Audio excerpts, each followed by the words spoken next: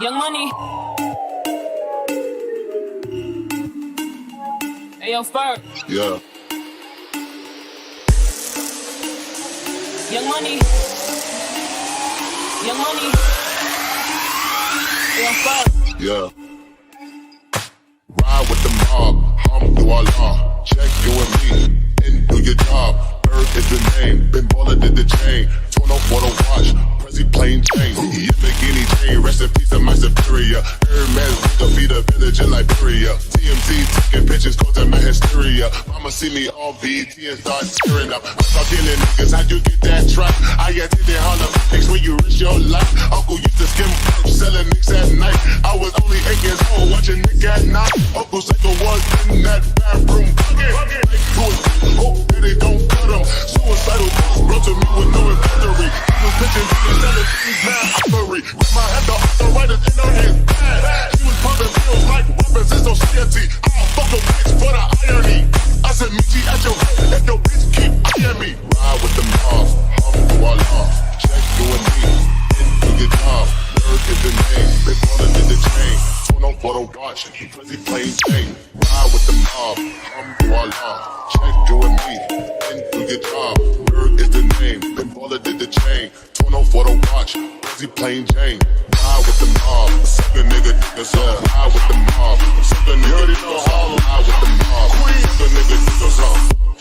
Hey yo, I'ma explain why you probably never see me. I push a Lamborghini, showed your magic like Houdini. My body shaped like genie, booty dreamy, waist is teeny. Yes, I told him to get together, so he streamy when he leave me. I go hard in the place, Biggie fires, give me the loot. I'm a classy millionaire, bitches ain't got the dough.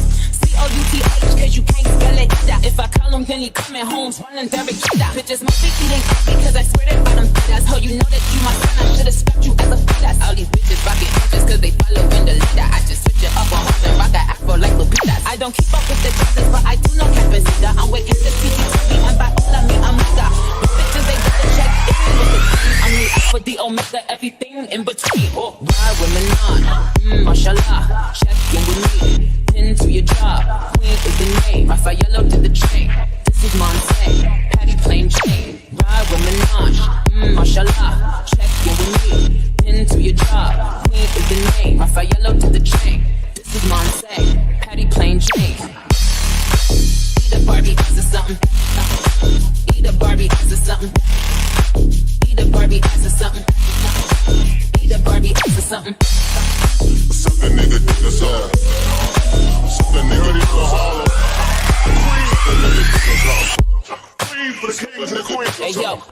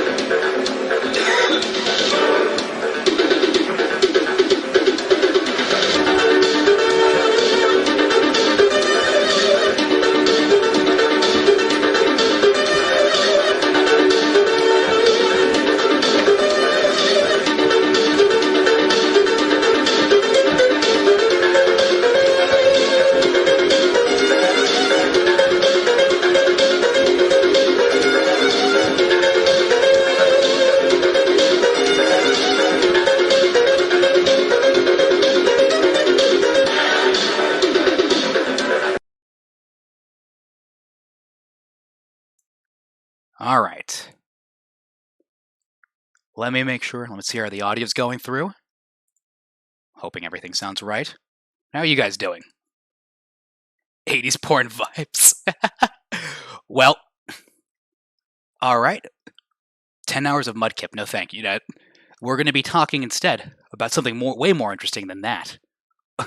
Open source and Linux. But don't worry, for all you weebs, I can teach you how to do some torrenting instead, so you can get your wonderful Linux ISOs. But the guy that we'll be talking with is he's probably the first person I met when I got into this, but he does a lot of the back-end stuff, if you guys know about the Gatalog, and then I want to say also Rocket Chat too, if you do that. But we've had a lot of conversations before, and I thought it would be a lot of fun for you guys to hear it out, especially since a lot of people will ask me about either Linux and open source stuff. So I couldn't imagine a better person to ask for it. Let me go bring everyone back in, and we also have good old Spooky Dev to come join us in as well. He too wanted to talk about open source stuff, so of course I figured why not. So let me bring them both in. All right, you guys, let me see if you guys can hear them. Hello, gamers. Great. What's up, Trigger Pullers? Well, Trigger Pull Nation.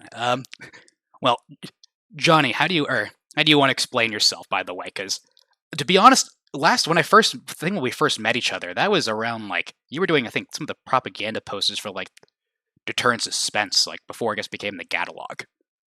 That's right. I threw things together, and I'm not really an artist, but I would make propaganda posters that people wanted for different project releases. It was a nice way to advertise those things as they came out. I mean, I think you made the Waffle Mag one, right? Yeah, that was a fun one. So that's Spooky's design. It advertised well as like a breakfast item, so I kind of ran with that, with waffle mags on a plate with some syrup over it. It's got like a 50s, the 60s vibe to it. I wish that's a lot of fun. Yeah, I wish I still had that one. That computer died, and that hard drive is. I should probably go through it, but I like that one a lot. If I find, I'll post it on Twitter. But do you want to? That was done with GIMP, by the way. All my thumbnails are done with GIMP too, so that's good. But I was gonna ask, how did you then eventually begin to work on the back end stuff? Well, that's actually where my knowledge base is. So I'm not an artist, but I'm a really good software engineer and a server administrator, I guess you would call it. So I offered a lot of advice as to how to make that more reliable as we get more users. Because as these designs go out, there's a lot more popularity, a lot more people using the service, and a lot of times we would see the server just go down. And it's not really evident to some people, but it would actually run out of memory a lot because there's just so many people connected to it. It's really popular though. Like that's a good sign. Yeah. But I mean, because it's a good problem to have. Yeah, because I remember now, like whenever I ask you about certain things, yeah, you're usually doing a lot of back-end stuff, which I'm just like. I mean, I know some basic open source stuff. I think that's how we first both kind of got along. I think I posted in like a NeoFetch or something, and that was probably when we both realized, oh yeah, we both have similar interests in that regard. But yeah, we're Linux nerds. Well, I'm trying to learn a bit more, but I'm being rude also to the other guest, Spooky. Go ahead and give us some. No, he's the main guest. I am just the peanut gallery. I will be interjecting when I want, when I feel like I can accurately reply to something. Well, I think if anything, let's at least mention some fun stuff though, because considering about how you do stuff with the Rocket Chat, which is for all those that don't know what that is, that's basically it's like it was first Keybase and then we moved to Rocket Chat from Keybase after Keybase kicked us out. Yeah, so it's basically just our large, not chat. It's almost like an IRC, but just like more organized. But yeah, that eventually, when that happened, I guess you basically now kind of do a lot of the back and stuff. Johnny, so how would you probably recommend, I guess, people doing some basic online OPSEC, by the way? Because I'm assuming you probably see too much stuff that probably you don't want to see. So the main thing I always recommend to people, so we're all on Twitter, a lot of us are on different social media applications. We post pictures and so on, right? As Twitter will censor like the metadata of the image, so your GPS location and everything. So if you download somebody's image on Twitter, you're not going to be able to get their information. But Twitter has that. They're going to save that metadata. So even if you're anonymous on Twitter, your metadata for that image is just going to reveal your location. And then some other chat applications will not strip that EXIF data. And then there you go. Somebody downloads your image and has that metadata. And it's more like, as phones have become more popular as a means of just taking pictures as a camera, people just use them and that setting's not changed. I always recommend to people just turn that setting off. You never use that GPS data, so why leave it in there? Well, one thing too, you also mentioned me that's I didn't realize was a thing, but for everyone that does use Rocket Chat, though, there's a private settings, right? Yes, use off the record. It's a little key on the corner of the drop down for your private DMs on Rocket Chat. If you're on Rocket Chat, please always use OTR. Otherwise, those messages are just plain text on the server. Yes. It's just there. I'm going to show the basically what you sent me earlier about it, the FBI and I guess which are easy, Yep. their opinions on certain messaging services. So essentially, because it goes through Rocket Chat's servers, right? Mhm. That means, or that metadata is saved there, which means Yep. all those messages are basically recorded. If you have any, or is that about right, or does that sound? That's about right. So if you're using Rocket Chat on their like hosted service, yeah, they have it. If you're using it on Deterrence Dispense, we have it. And because it's hosted in the United States, you never know if the host will get a lawful order to release those records. So you always want to use OTR because then that encryption occurs between you and the other party, and our server can't see the keys, it can't see the messages, it just looks like a bunch of garbage. And that's the main thing that people don't do. They just use DMs like they're open things.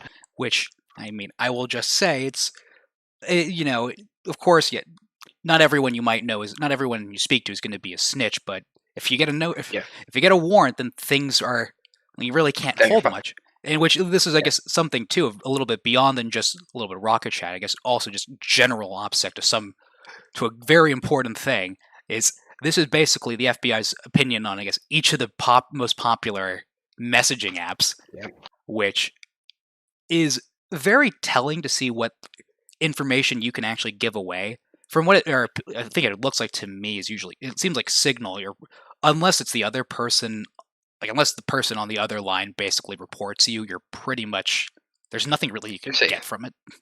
And it's just in the design of those applications. It's not keeping that data. They don't have that data to give away. They might have encrypted messages, but what can the government do with that? I mean, it's just a bunch of random numbers at the end of it. Yep.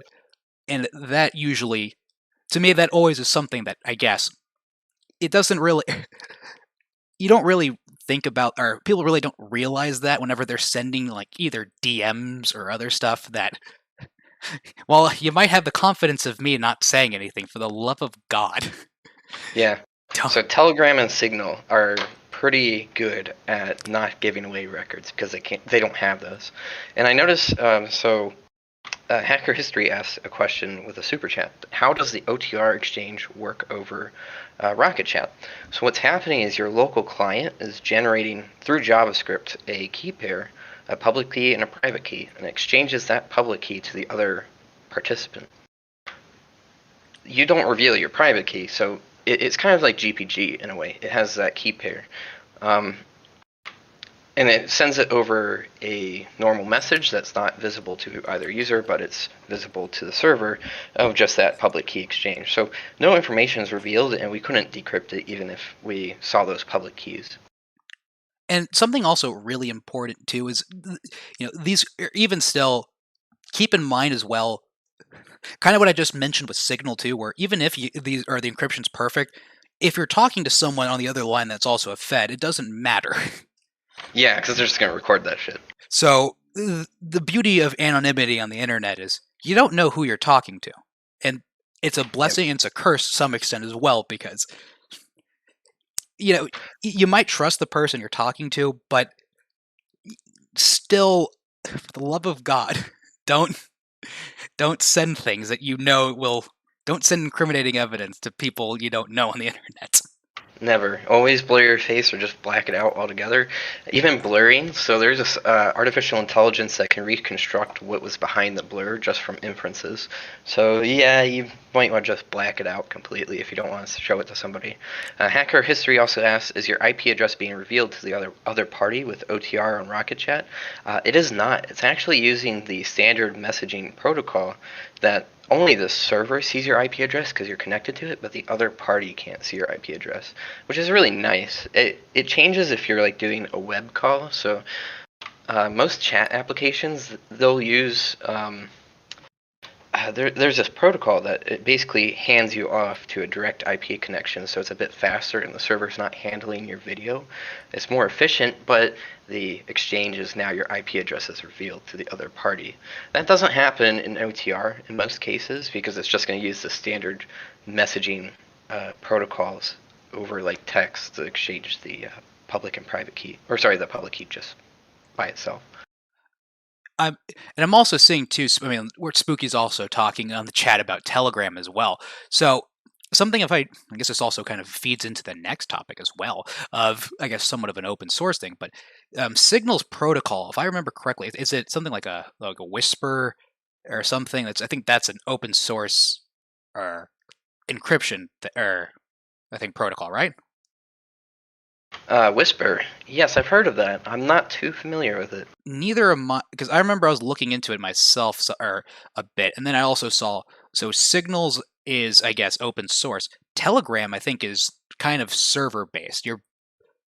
I think, or if I remember correctly, Telegram's different. I think they have their servers in Russia, if I can remember it correctly.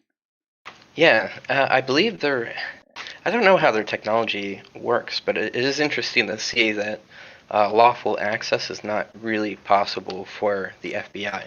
So it'd be interesting to dig into how they're doing it so that all they can see is when like an account or message is sent, but not the contents of the message. It's really fascinating that is the most secure on this list. I mean, I wanted to drop in real quick as well, if we could go back a little bit on the photos thing. An easy way to get around posting a photo is to just screenshot it. And then just post a screenshot. That's what I do. Oh yeah, that's an excellent method. Then you get rid of all the metadata. You get rid of all the metadata completely. Yep. That's one thing. Yeah, people really, because I know That's stupid simple. Yeah, Twitter. Nobody gets your metadata. So nobody. And the alternative is using like EXIF tool to strip out the EXIF data, but that's a little more complicated.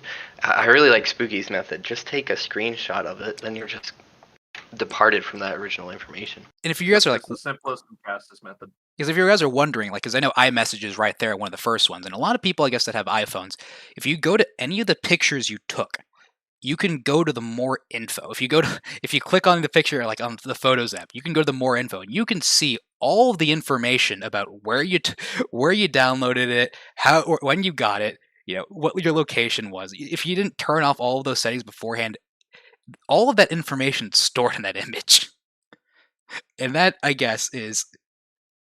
Or I think it was if you post, on I think Discord doesn't do that. They don't remove anything. So like you could get your information taken if you post it like on like Discord. I think I've saw that before where someone posted something and they basically posted their address. Which is interesting, but that's something to really keep in mind. I do like that we mentioned that because I think a lot of people forget about that. Also, I do like they have WeChat in one of these lawful access ones because that's great. I don't know anyone that sent anything spicy through WeChat. If you're doing that, well then, I guess you like living on the edge because that's just I don't know. But yeah, I see people mentioning VPNs. Now this is a fun one. Oh, so you always see those. Okay, so you see those ads that are like, "Oh, it's gonna make you secure. You're not gonna get hacked and everything." It's so stupid. Let's go over this. Now, your internet connection, as it is now, builds metadata on you by all the different services you're logged into. So you log into Facebook. Facebook's tracking you across the net with everybody who's using like the like button or whatever embeds there are. Google's tracking you with the analytics that a lot of websites like to put in. That same tracking applies even if you're on a VPN. It just means you have a different IP address. Now, a VPN, here's where a VPN is nice. suppose you're torrenting a lot of stuff and your ISP is really snooping on you or responds to Disney's DMCAs that you've been downloading stuff. They're going to look at that timestamp and the IP address and be like, it's you, and send you a stupid letter threatening to kick you off. A VPN is really good for like channeling all of that torrenting activity somewhere else so that your stupid ISP is not going to be like, hey, don't do that stuff. It's the only use for a VPN. Or getting content that's not available in your country. That's about it. It's not really offering you more security than if you're just using your plain old internet.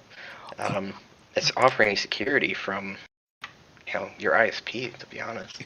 I want to add to that one just because, well, of course, NordVPN, if they ever do sponsor me, I would gladly accept it. You But son of a bitch. But that being said, like, it's so my reasoning for the only reason why I would have NordVPN is solely because they have a lot of servers, and if I want to torrent things, which I would never suggest me doing that, of course, but if I were to, hypothetically speaking, most ISPs are not going to look for that. Now, I think they like to say if the feds come knocking on our door, we're not stationed in the U.S. and they can't really get anything from us. Yeah, don't believe that. No. It's adorable if you think they're gonna do that. I mean, Tor also exists for a reason, and that's free. But the issue with Tor is, of course, it's slower, and some sites kind of just block it instantly.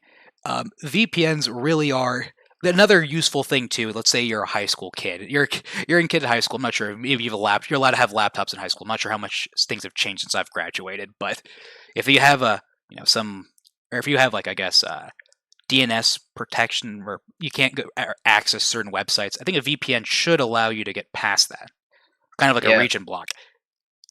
And yeah, go ahead. There are VPNs that do take away from your, so they don't have a lot of information on you. It's best to have the least amount of information if you're doing things on the VPN that you're worried about being found.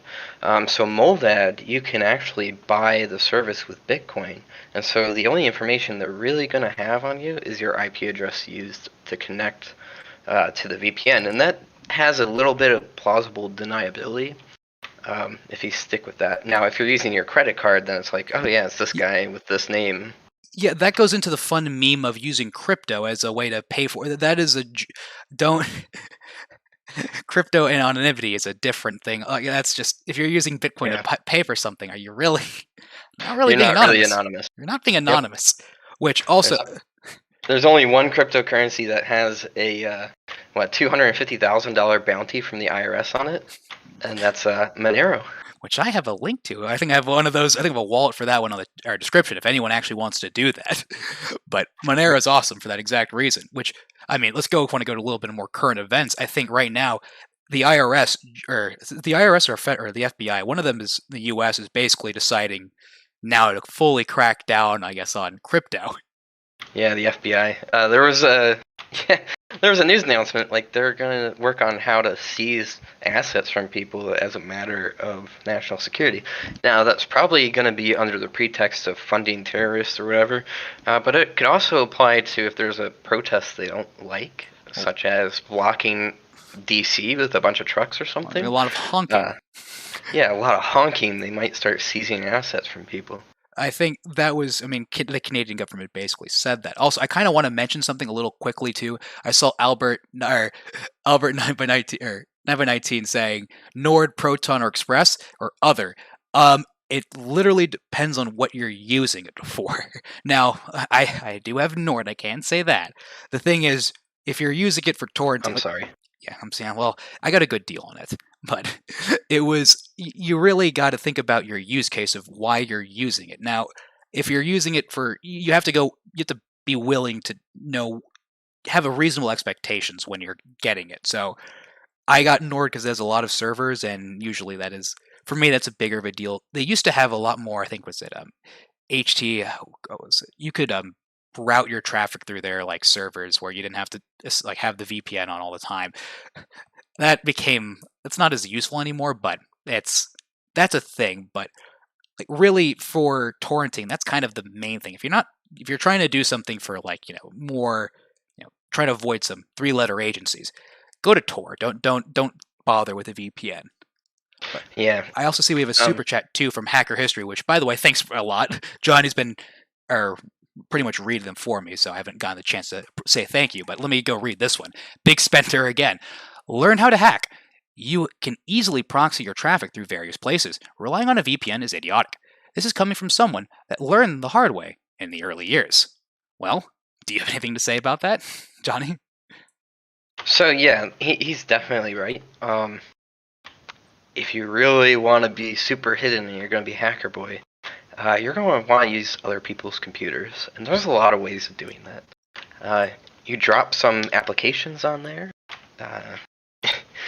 Other things, like anybody who's doing really serious stuff, like the pipeline hack or anything like that, you're going to really want to put yourself behind like a million proxies of other people's computers that you've taken over in some fashion. It's also good to drop a little hidden Monero miner on there. Someone's Monero is wonderful. I genuinely like it as a currency. See, I know it's not probably the most profitable, but for me, it's one of those ones that I think has a good enough. There's a good enough reason for why it exists that gives it value to me. But I also see someone mentioning about how the NSA is a top funder of Tor. I believe Tor was a military experiment to begin with, right? I thought yes, it was I believe it was a DoD project. Right. And then someone's mentioning about Tails too, which... Yeah, Tails is a good OS. It's you throw it on a computer, and you're running in a live environment. When you shut down the computer, it's all gone. It's all in RAM, so it can be interesting for different activities. I mean, its sole purpose, I guess, is that it's just like you basically use it to go online for a little bit, and then you can leave. Like, that's a thing, too, is no one's really been caught from Tor as, I guess, through actually just Tor being bad. It was more of, they kind of just didn't have good OPSEC. Yep. Like the Silk Road owner, the way he got caught was he was posting on Stack Overflow for help on his project, PHP, for like an online marketplace. He also bragged about it in different accounts, and so he was doing things on the ClearNet to advertise the Silk Road, which led back to him specifically. There was also the guy, I think he was in Texas A&M. This is a hilarious one. He decided to do a bomb threat. I think he paid someone through Tor using Tor to go through, or basically do a bomb threat to the school. Now, the issue with what he did was he did it during the summer where there's much less students, and there was really, I guess, only a couple of people that were actually using the internet there, and I guess they were able to kind of see, hey, this is the one guy, I guess, connecting to a Tor node. All right. Because in most school campuses, usually you have to have your own login information too. So I'm assuming that probably also had a little bit of it where, hey, this guy's, they might not be able to see what he was doing particularly, but since there were so many less students, he was basically like the only person that connected to a Tor node. So they don't know what he did on Tor, but they were probably able to, connect the dots.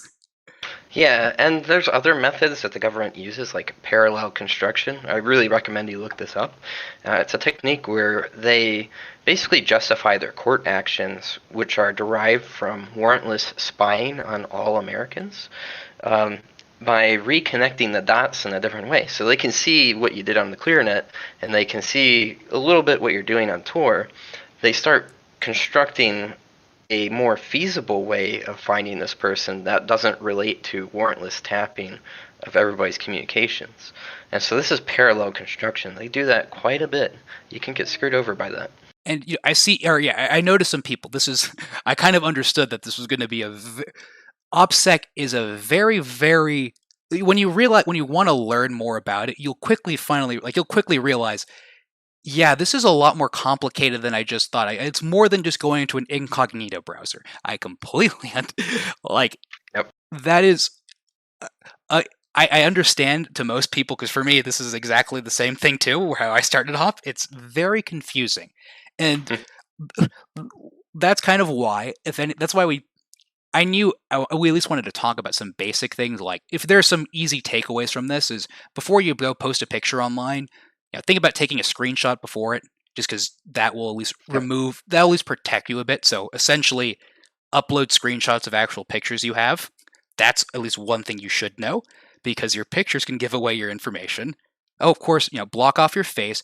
And if you're going to do that, if you're going to censor yourself, try not to use like the censor bars or something like censor blurs. Try to just use a direct black bar, because that's not, you can't really get around that, because you can kind of do some trickery to, be able to figure out what those pixelated images are going to be. That's a basic thing to do. So if you ever upload a video of yourself shooting something, maybe you don't want to show your face, just put a black box over your face. That's not a bad idea.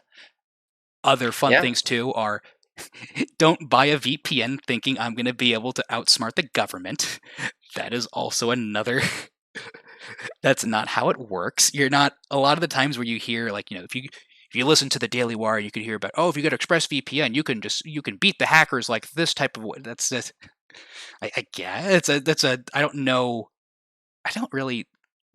I think it's the idea because it was HTTPS. Like, if you don't have that type of protection, I guess you can kind of spy in on people with their credit card information. So back in the day, not every website had HTTPS. Before Let's Encrypt made it really easy. So with HTTP, you just sit on a wireless network and grab everybody's crap. It was really easy because you just send ARP packets, which are address resolution protocol. It's what says, hey, this IP address is this machine. You just pretend to be the router, and then you pass the packets through to the router, and you can inspect everything that they're doing while pretending to be the router. So that's like a man-in-the-middle attack, but that's not so common. There's more advanced ways of doing it with HTTPS, but it's still not a huge thing. A VPN can protect you from that a little bit, but it's not. It's like a non-issue, And that's all. A better. Let me see if I can translate that to a little bit of more of a common man's thing. Think about if you go to like a McDonald's or a Starbucks, and then you just see like 30 different McDonald's Wi-Fis. That's usually a man-in-the-middle attack. There's usually one correct one. And then there's a bunch of people basically pretending to be that. So instead of connecting to the actual router, you're connecting to some other guy's computer where they're able to basically read everything you do online. And that's kind of what a VPN in theory would route the traffic through the VPN before him. But that's not really because the big concern mostly would be if you're buying something online. And if you ever see, the little lock, like a little lock on the address bar, that usually means it's HTTPS, which, if I remember correctly, should still protect you from that anyways. It's encrypted. So it doesn't really matter as much. So that's something, just understand that if you're using a VPN, you're really just using it to get around region blocks and are basically torrent without getting... Because the ISPs, they're not as persistent as three-letter agencies, because they'll just basically send a letter to, I guess, the server node or whatever the VPN node is. They're not going to go too in depth into figuring out why it is. They don't sue you immediately. They'll basically first send you a cease and desist, and then if you keep going on, then you can expect it. That's something. That's kind of the main thing for a VPN. Tor is probably your best bet, but of course, if you're not thinking it through, and you basically say everything about yourself, then you can have the best encryption ever. It doesn't really matter. And let me go see if there's anything else, because now I guess we can then go a little bit more, because it to something, I guess this is kind of why I want to talk a little bit about open source to some extent too, is because a lot of people I know, a lot of people in the chat right now are also saying the same thing of, I don't get any of this. You guys are just talking nonsense to me. Well, I know most of you guys use Windows. I do too for a lot of things as well. You can still do some things. You don't have to give Microsoft everything. Johnny, I bet you have some opinions on still using Windows to begin with. But there are other ways. You can do some other things. There are alternatives as well. And I see someone talk about Hoffman Tactical. I have a video coming out on that soon. I don't really want to talk about it too much now, because that would kind of defeat the purpose of it. But let me see if there's anything happening too. Don't connect via Tor via VPN. I'm assuming that's because it makes it really slow. But what else? Or I got a little bit distracted there. Yeah, Windows and that's gaming. Yes, pretty much. That's a good idea. That's the main reason also. That and other important things. But I kind of want to talk a little bit more about, I guess, open source, because I guess one thing for gun communities, I guess, is FOSS, free and open source. And I guess, the FOSS part of FOSSCAD is, that's what it is. And there's more than just, gun files. There's more than stuff like that, too. A lot of these things, too, are, what is a thing? You just mentioned GIMP earlier. That's what I use, too. Think of it as an open source version of Photoshop. It's free. It has a bunch of things you can do to it. It's a little more complicated if you don't know what you're doing, but you can kind of get it to set or to run certain, run very, very effectively for what you want to do with it. And that's, I guess, a good example of open source that most people can probably use, and you don't have to, use Linux for certain things for that. Anyone can really use that. And that's like I don't want to pay for Photoshop, but I still want to do like basic photo editing. GIMP is a very, very good thing for that. So one thing I do want to mention is a lot of the times people don't want to leave Windows is because they like Photoshop. It's better than GIMP. And objectively, yes, it is much better than GIMP. Yep. Now, there's also the games aspect. People want to play their Steam games and everything. And what's so funny... Oh, fine, I'll say Magnets. Anyways, and Ghost Boy. Dude, Ghost Boy, his songs are fire. Well, I need to make sure I say this too. By the way, hacker history. Thank you very, very much. Oh, yeah. I looked at that for a second. I didn't realize there was a couple more zeros to that. I wanted to say, FOSS is. I know it's a really difficult concept to understand. Free and open. And I kind of want you, because Spooky, I think this is a little more closer to your realm, and I think this is a little more something I guess we can kind of speak to a little bit less beyond things. But let me first say, by the way, thank you, Hacker History, a lot. Thank you, God. So I'll just say magnets. I will say it, and then I will plug Ghost Boy. Ghost Boy's incredible. But yeah, Spooky, what do you want to say about FOSS? Because I kind of want to hear your explanation of it too, since you haven't been talking start to with it. Johnny. I have to go move some laundry really quick. Oh boy, I forgot he's a father. My bad. Give me like 1 minute. All right, Johnny. All right. Well, Johnny, you can go ahead. Give me your explanation of FOSS. So free and open source software. There's the free component, and then there's the open source component. The free means libre. It's not tied to a monetary incentive. You're able to download it. You're able to transform it. You can see all the source code, and that's the open source part as well. FOSS can apply to a lot of things outside of software, but the reason it's in software to begin with, and the reason why I don't like Windows, is a twofold thing. One, you cannot inspect the source code of Windows, so you don't know what the hell it's doing, and it's on your computer. And two, there's the Libre aspect. You have to pay Microsoft for a license to use this software. These two aspects make it really terrible because now you have a machine that you have no idea what it's doing, and it has your information in it. It sits in your room. It might have a camera. It might have a microphone. It can see what you're typing, what you're doing, and how you're interacting with people. It can see all of your images. I much prefer a system where I can see precisely what it's doing with that information and how it's processing information on the computer that I own. That's where the FOSS spirit comes from. And there's a lot more aspects to it.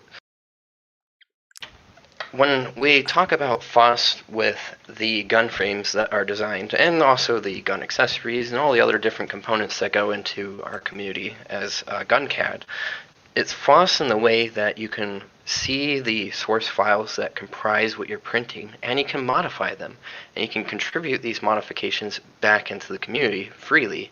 You don't have to pay anybody. There's no copyrights to deal with. You can make as many of these things as you want. You know exactly how it's constructed. There's also a little bit of testing that goes behind it with all the different gun groups that are out there. That is a huge aspect to it, I think. For me, when I think about FOSS, it's usually, it's open source means basically anyone can do or contribute to it however they want. And that means also all the information is out there. For some basic things like, security aspect wise, the reason why you would want something that like for a messaging app and stuff like that to be open source is that anyone can look at the code. And that means any vulnerabilities are very, very easily spotted. And you pretty much have the entire, it's basically the entire internet being your, I guess, test for basic security stuff. So like for Windows and all these other things, whenever you have a big data breach or something like that, that's a big problem because they don't really. Of course, they're going to test it to some degree, but the issue is they're not going to beat every single person in the world. There will probably be someone that can get that, and having that information out there, it at least lets everyone see it. So like when I think Signal, when they have some issues, they'll be sure to let everyone know, oh, this was a problem with some earlier things. We've corrected it. Now you can't do that. And you can see that for yourself. You can actually prove it yourself. Like, okay, they did do all these things. I can't get past these certain things. What they're saying is true. Yeah, and Hacker History makes a really good point. What makes FOSS software so good is all the contributions that hundreds of thousands of people put into software all the time. The Linux kernel, the list of contributors is massive. OpenStack, which is essentially like your own self-hosted cloud across like a bunch of machines, that has so many reviewers on it. And there's a model that exists. So most people, when they write software, they kind of want to get paid for it. It's a highly skilled task. The model you can work with is adding the features people want on a pay schedule or even support. So there's entire companies that are millions of dollars valuation that work purely with open source software. So they're putting all their contributions out there for free that everybody can see what those contributions are, and yet they're multiple millions of dollars in valuation. That's because they offer that support on top of it, their technical support, because they know it in and out. And the same thing can apply to the GunCAD frames as well. You can take money for, hey, I want this really specific odd firearms frame. I'll give you a bit of cash to do it. That's how developers can make money in that kind of realm. So it's not just like, oh, I'm just giving my stuff out, right? You can still make a little bit of a living on the side as well. And let me also mention something too, because I see Hacker History saying more people should donate. I understand. First off, when I chose to do this stream, I completely had no illusions that this is going to be one of the most. To most people that don't know anything about this would be pretty much just the most boring thing for them. I completely can understand that. I did this one because I really wanted to, and I know for a fact there's a couple of people here that definitely do care about this topic. So that's kind of our. I don't really expect to make really any money on this stream. I thank you a lot, but no one really needs to ever donate anything. He does it for free. Yeah, I do it. I do this because I find it fun. So I guess the fun is I'm getting paid in fun. I love the guy saying felonies are based in the chat. That's great. So this is where OPSEC comes in. Don't post your felonies. Don't take pictures of your felonies. Don't take pictures of your giggle switch. I don't care how cool it is. Do not take pictures of it. Yeah. But yeah, also, whatever you do not ever. I said, if you donate via YouTube, there's also, if you use an iPhone, Apple takes an extra 50 cut. There's been, well over any of the super chats I've gotten like very much less than half because of people. The chutzpah of Apple there. Yeah, they got to make money somehow, I guess. But oh yeah, I'm sure they're hurting. But yeah, I'm sure Apple is just just scraping by. But Spooky, I want to hear your explanation of FOSS, because as Johnny was kind of mentioning as a developer, I saw Chairman Juan mentioned this too, where he's been commissioned to make frames to some extent or two, and it's up to the people that get a commission. Well, they can either decide I just want this frame for myself, or I can just let everyone else have it. Yeah, and I've done a commission for Johnny Boy. I don't remember if we put those. I don't think I ever made those public. I think we were planning on it, but since we never found the upper for it, it was kind of pointless anyway. It's for that 5.7 lower. I guess Johnny's went to the bathroom maybe or something. Okay. Anyway, so yeah, I know exactly what he's meaning by saying like, hey, if you're commissioning something, this is kind of in their hands now because they're paying you for something. The ball's in their court if they want to release it. You know what I mean? Right. But FOSS wise, I would say, sorry. Okay. Oh, sorry. Spooky's a father, remember? No, the wife was handing me food. Okay. Okay. So FOSS wise, I'd say I think the whole point of the community that we're in and the whole like lifeblood that we've all kind of I guess taken a part of is, these are things that and designs that we all share, we all improve on, we all contribute to.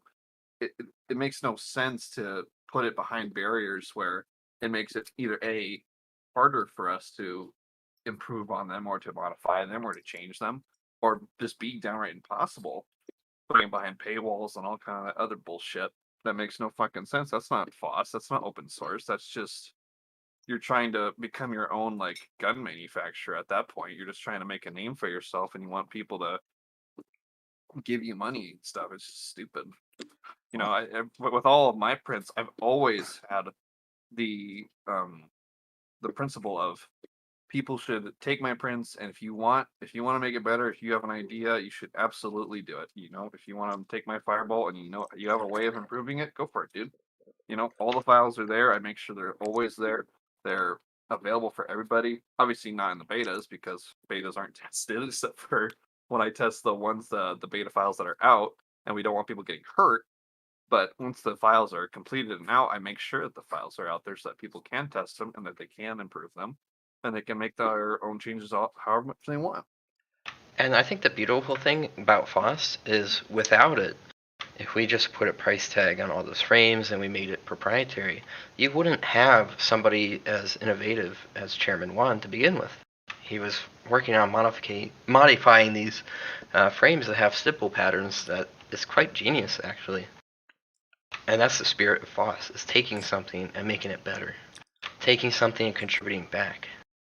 And that's exactly how we've gotten to where we are now. We started with basic frames and just basic things that were just like 1-to-1 ratio models of lowers, and now we have the U-bar, with all these different elements to it that increase longevity, increase rigidity, and durability. I mean, I found something when it comes at least to firearms to some extent, because beyond our firearms, like if you were to look at certain like software, you can easily tell how much things have changed. But like for you can really see it quickly when it comes to like a lot of the gun files too, because you look at like the original, was it defense distributed like AR stuff? There was no U-bar, there was no nothing. It was just like a direct. You just directly threaded it. Wasn't tested. It wasn't even really tested either. There was a lot of issues with it, and then just it being out there. You had, was it the Anderson Hellfire? You had Hoffman, you had Ivan, all pretty much everyone kind of work or building up on, I guess, that original. I don't know whether it was or you used something a little bit more different, but I feel like a lot of people were using that original like defense distributed one. I think my lower wouldn't exist if we didn't have the FOSSCAD repo that had the bolt together frame, and it wouldn't exist if we didn't have Ivan's damn it, what am I thinking? Is it Vanguard? I think it was the Vanguard. Yeah, Vanguard. It wouldn't exist if we didn't have either of those things. And also the Firebolt 9, we wouldn't have that if the AR9 wasn't posted on Thingiverse. Yeah, no, the AR9, all of those things contributed to me putting those and adapting them into the Firebolt frame. And let me go read this one from Hacker History, by the way. You wouldn't have most of the technologies that you enjoy if it were not for open source contributions. Side note, Magments. I'm talking about that. So, well, I can get deep into that. Well, I'm trying to see if I can get, I'll let this be a little bit of a secret. I'm trying to see if I can get Durwood on a stream. And you know what? I'd rather at least let him speak for himself, if anything. I'll be honest. I used a lot of the super chat money so I could buy the bolt, or do everything, get the files and everything, and test it out for everyone to at least see whether or not it does how it shoots. Because it was something I've been planning on doing from probably really early on, from like the beginning of this channel when I first saw it. So I'd be interested. I'm not hating on it. I just like. I know everyone. People have opinions on this, and I will say it is very interesting. But you guys can say whatever you guys want. I'm not going to stop you, but I will at least hold off a little bit. Myself, but I'll let you guys say whatever you guys want to, because I'm not going to control you. I will say this: I don't think anyone is criticizing the design, aside from the magnets. I mean, God only knows how that works, but that's up to him. And if it works, it works. Great, you did it. I wouldn't use it, but more power to you. What I said on Twitter before was, I think the problem is the paywall. You're limiting yourself for one. You're shooting yourself in the foot by being the sole manufacturer of the part that's critical to your print. And two, if you're done manufacturing at one point, you're just like, don't want to manufacture anymore. Well, there goes your print. You can't make it anymore. It's literally impossible to recreate unless somebody re-engineers that bolt, which someone probably will. But if someone doesn't, well, then you're fucked. Do we know for a fact if he's not releasing the CAD files for that bolt? He's not releasing it. I spoke to him. I have a couple of. I mean, I told him I wanted to do some sort of an interview, and I'm not sure exactly how much of it I can explicitly say. But so one thing people can do. So like this is another open source model thing. Is you can make the DIY for the bolt available.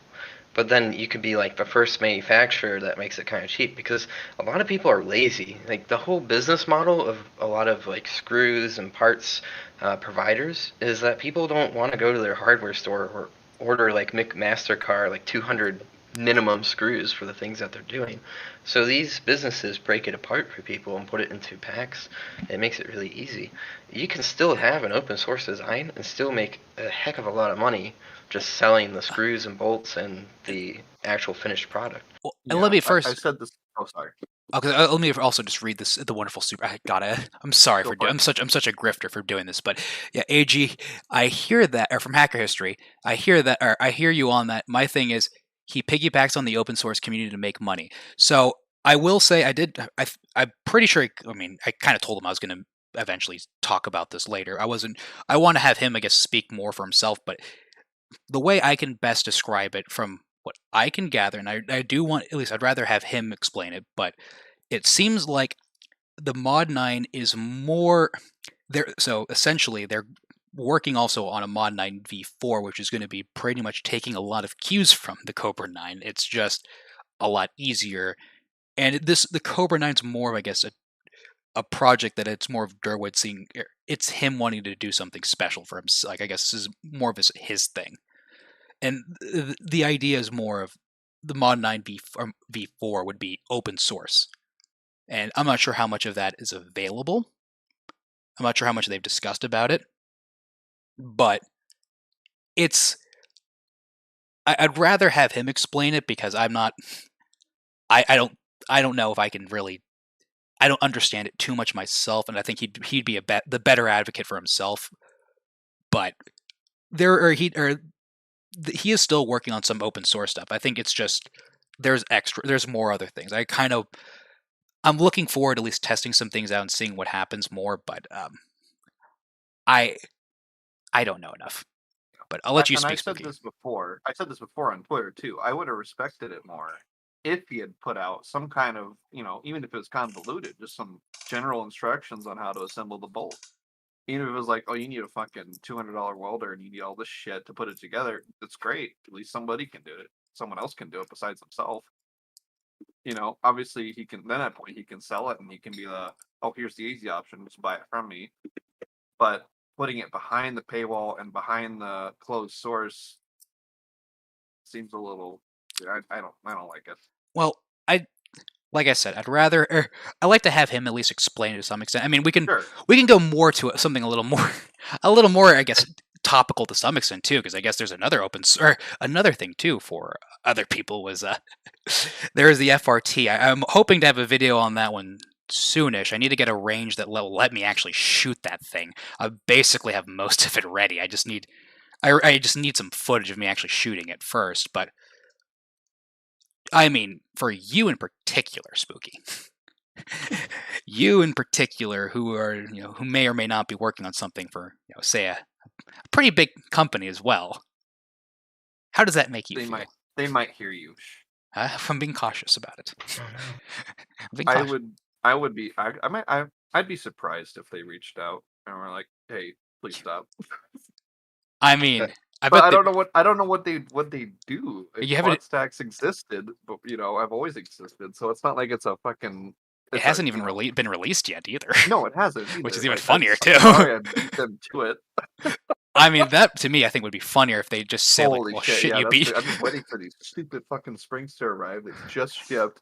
you actually beat them to it," and they're like, "Well, shit, okay, never God, mind." if it works, if the springs go in and it works immediately, and I get these files out, that'd be oh fuck! I would die. I would cry laughing. And someone's mentioning too, which FRT? That's a fantastic point too. Is there are several. There are so many. There's the Hoffman one, which, in all honesty, it is, I guess, the mechanism how it works of the force reset of that doing it. There are other ones too. Like, there's a guy that I think made one where it has a roller attached to it to be different. It's very, very complicated. There's a bunch of different ways people have done it. I don't think many of the people that made them, they kind of just stopped doing it publicly when the ATF basically said they're machine gun. Little did they realize they should have just said they shouldn't have been worried about the ATF. They should have been worried about a very litigious CEO. But that is one of those things where it is that's kind of the bread and butter of the 3D printed gun community, for God's sakes. What about, how would things be with Glock without like Glock Gen 3 stuff? Did Glock ever try suing every single person, every single P80, like different whatever Glock slide companies out there? Thankfully not.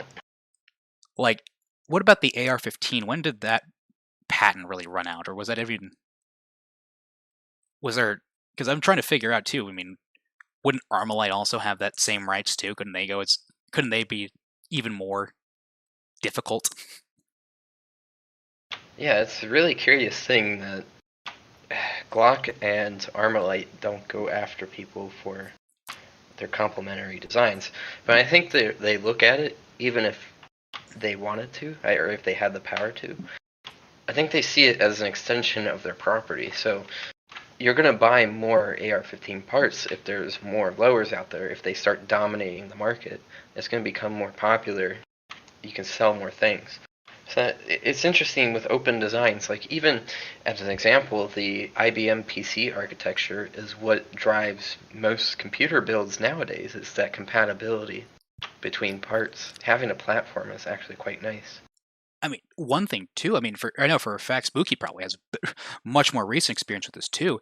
What's the difference between the AR-10 and the AR-308? Because motherfucker, God. Yeah, that's the Armalite and the DPMS. Yep. Because if I'm remembering it correctly, the AR-10 is it's not like the AR-15 where it's kind of out there for everyone. The AR-10, I think, that is a very much an Armalite thing, if I remember correctly, and that's their own pattern. And that's where the AR-308, or I guess the DPMS. I'm not an AR-10 guy. I don't really know much about them. I think they call it the LR-308 or whatever. Well, yeah, that's like, I do know that there's enough of a difference where, you can't necessarily just buy different uppers and hope to God that they all work the same way. No, yeah, there's two different patterns that you would use, and you had to deal with that for the Thunderbolt. One is definitely superior. One is definitely superior, and so one that uses the AR-15 parts that you can just interchange, which is a really smart thing to do. Is that the 308? Yep. Yeah, because I think the AR-10's it's not the same, and that's it uses its own proprietary parts for most of their. So yeah. And that's kind of another thing too, as well, is when it comes to a lot of proprietary stuff, is you're kind of required to deal with. People don't like HK because you have to deal with the HK ecosystem to some extent too. It's kind of nice when everything, I guess, takes Glock mags type of shit. For everyone wants that type of a thing. Saying no, they're not. What are you saying? You said AR-10 and AR-15 are pretty much the same thing. No, they are not, and you are. They are similar in frame, but they are pretty different in design. AR-10 has no mil spec because the AR-10 was never actually accepted into the military, if I remember correctly as well. I thought it was. I thought they saw the AR-10 and then basically asked, "Can you make this in 5.56?" I might be wrong. My knowledge on the AR-15 is kind of a couple of documentaries. Oh, yeah, you're right. Is that right? Did you search it up? It was never made in mil spec. I always thought that one came first. Well, it did come But, first. yeah, my history- The AR10 did come first. It just became. Okay, that's where I'm misremembering from. I Okay, believe they got it. wanted something in 556, so they decided then to make it in, or then they had to design the AR10 or it to basically become the AR15. But that is, I think that's like a couple forgotten weapons videos at this point. I'm not 100% Yeah. certain myself, but that is kind of one of those things where it's a little. The big point of all of this, for at least for the gun community, is that a lot of the designs wouldn't be as where they are now. They wouldn't be at the good level they are now if it wasn't for some form of open source of people that are able to see a certain design and they can make their own adjustments to it. Things like, I mean, what's a good one? The easiest one I could think of is the original AR-15 lower and then adding the U-bar to it. Things like the Mac Daddy too. The Yeezy one is a lot nicer in my opinion. If you look at certain things, I think he also added an over insertion tab, a bunch of little minor things as well. They're iteratively getting better as more people design things. They're adding more things, I guess, that'd be more useful. People could see as helpful, I guess, additions. And when you look at some of the original files, if you want to go see those, go to the original FOSSCAD files. Those are some of the Very and do interesting. not trust a single thing that a FOSSCAD README says. You have to do your own research. Almost all of those AR10 lowers in the FOSSCAD files all say they're DPMS, and most of them are wrong. And the only way those things get better is because people will see them, and then they will be like Spooky, where they'll see, okay, well, this is just terribly wrong, and then I learned that through trial by error too, through a third party, because I didn't even have an upper, so I couldn't test it. I made the lower, and then I sent the files to my tester, and he was like, "Oh, this doesn't work." I was like, "What the fuck? Oh shit!" Change till it was right. And that's a very common thing that happens. Like, I want to say too, there is I think Ivan mentioned something about how that was how the SAR the Scorpion did, like the 32 ACP one. I don't have one of those, so I can't really tell you much about it. But I remember him mentioning something about there's like one on FOSSCAD too. I think that was what someone said, and then it's like that was just unusable. And that was what he basically corrected. And I think that was like the first one. Was his, like, I guess him fixing it up to actually usable. But let me see what else. Someone said, did you guys forget that the M10 or the M110 is in service? What's the M110 again? Oh, what's that? DefCat had some semiotic sniper rifle.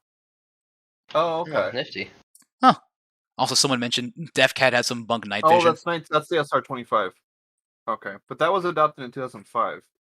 Yeah, no, we're talking the original. Yeah, the AR-10 was I don't know if the original, like the original Eugene Stoner design was accepted.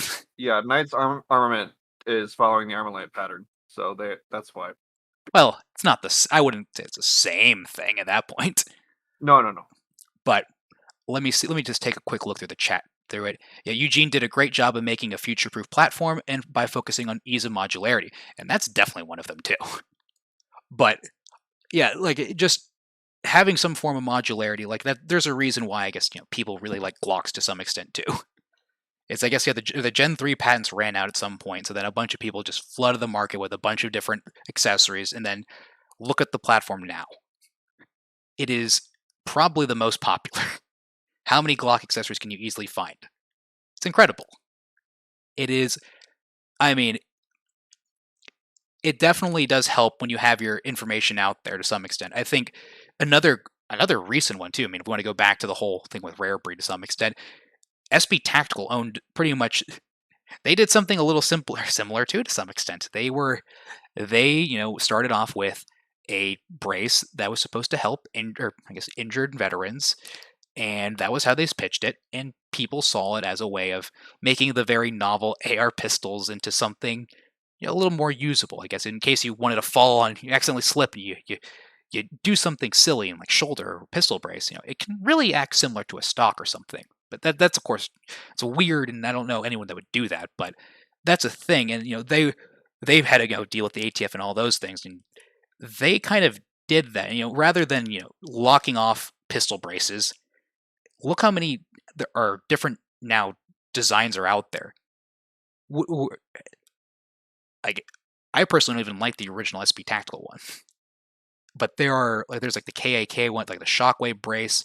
They could have probably sued a bunch of people for that, but I don't think they did. I think they decided to let it kind of go to some extent. But that's another example of something like that happening too. And they were pretty much also fighting, I guess you can say fighting for your rights to some extent too, because I mean, that kind of defeats a lot of the SPR rules. Think of how many AR pistols you now see that are usually being sold. How many shotguns there, I guess, like the shock brace, the Shockwave, where they have, you can't put a stock on it, but it's a little bit, or they have you can attach a pistol brace, which I cannot imagine anyone shooting that with a 12 gauge with a damn pistol brace wrapped around your arm, but I'm guessing someone's done it. Oh, wait, Hacker History also sent another $20 saying, friendly message here. Create unique email address when signing up for sites. I'm with DD, unknown to some. I hacked FCAD. Had access to the entire database. Was paid a bounty. You could have easily been exposed if I was anti-gun. Well, that is a... Yes. Any service you sign up for with your email address, make sure you don't have your frickin' name in the email address, please. Well, that's a good OPSEC thing, too. What happened to Gives and Go, too?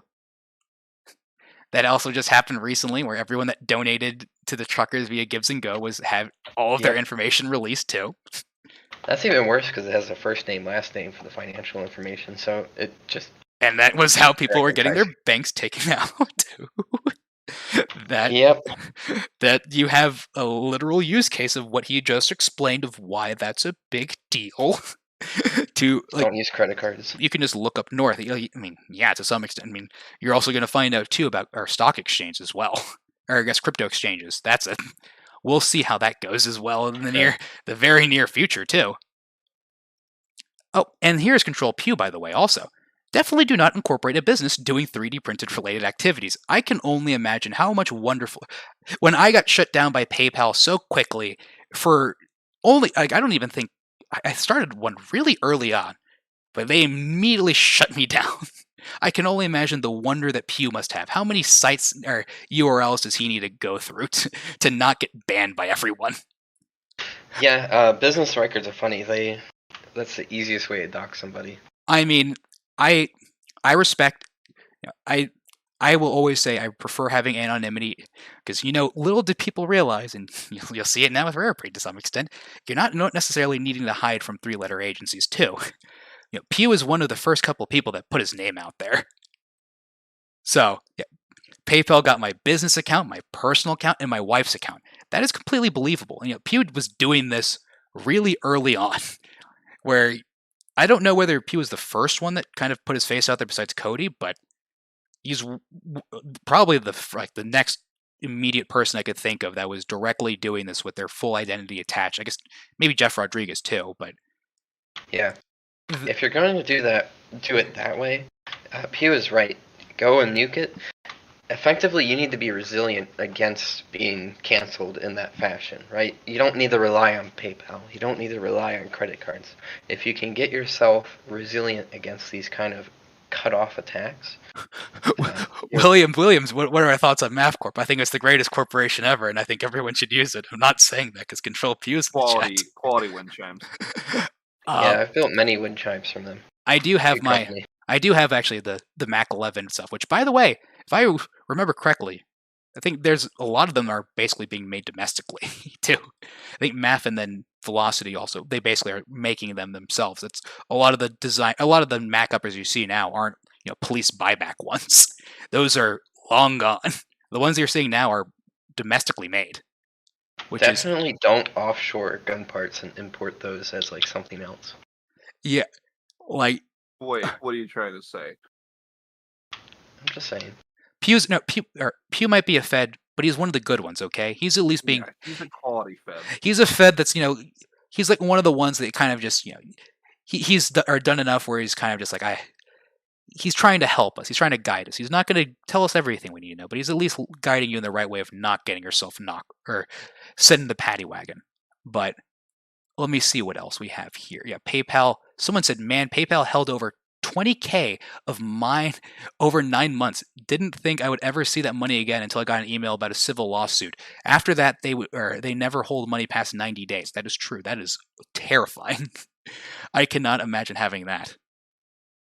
But yeah, no, PayPal, or the challenge I feel like for most people with a lot of this stuff is payment processors.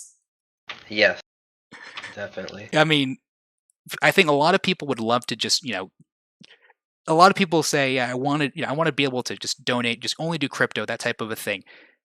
Well, Spooky, how much money have you made from your Bitcoin link? Oh, actually, if you can even, if you want to answer that, your little, or Maybe not that much. is it like really isn't that much? Negligible, probably? It's like $50, maybe. Okay. I've made 0. Yeah.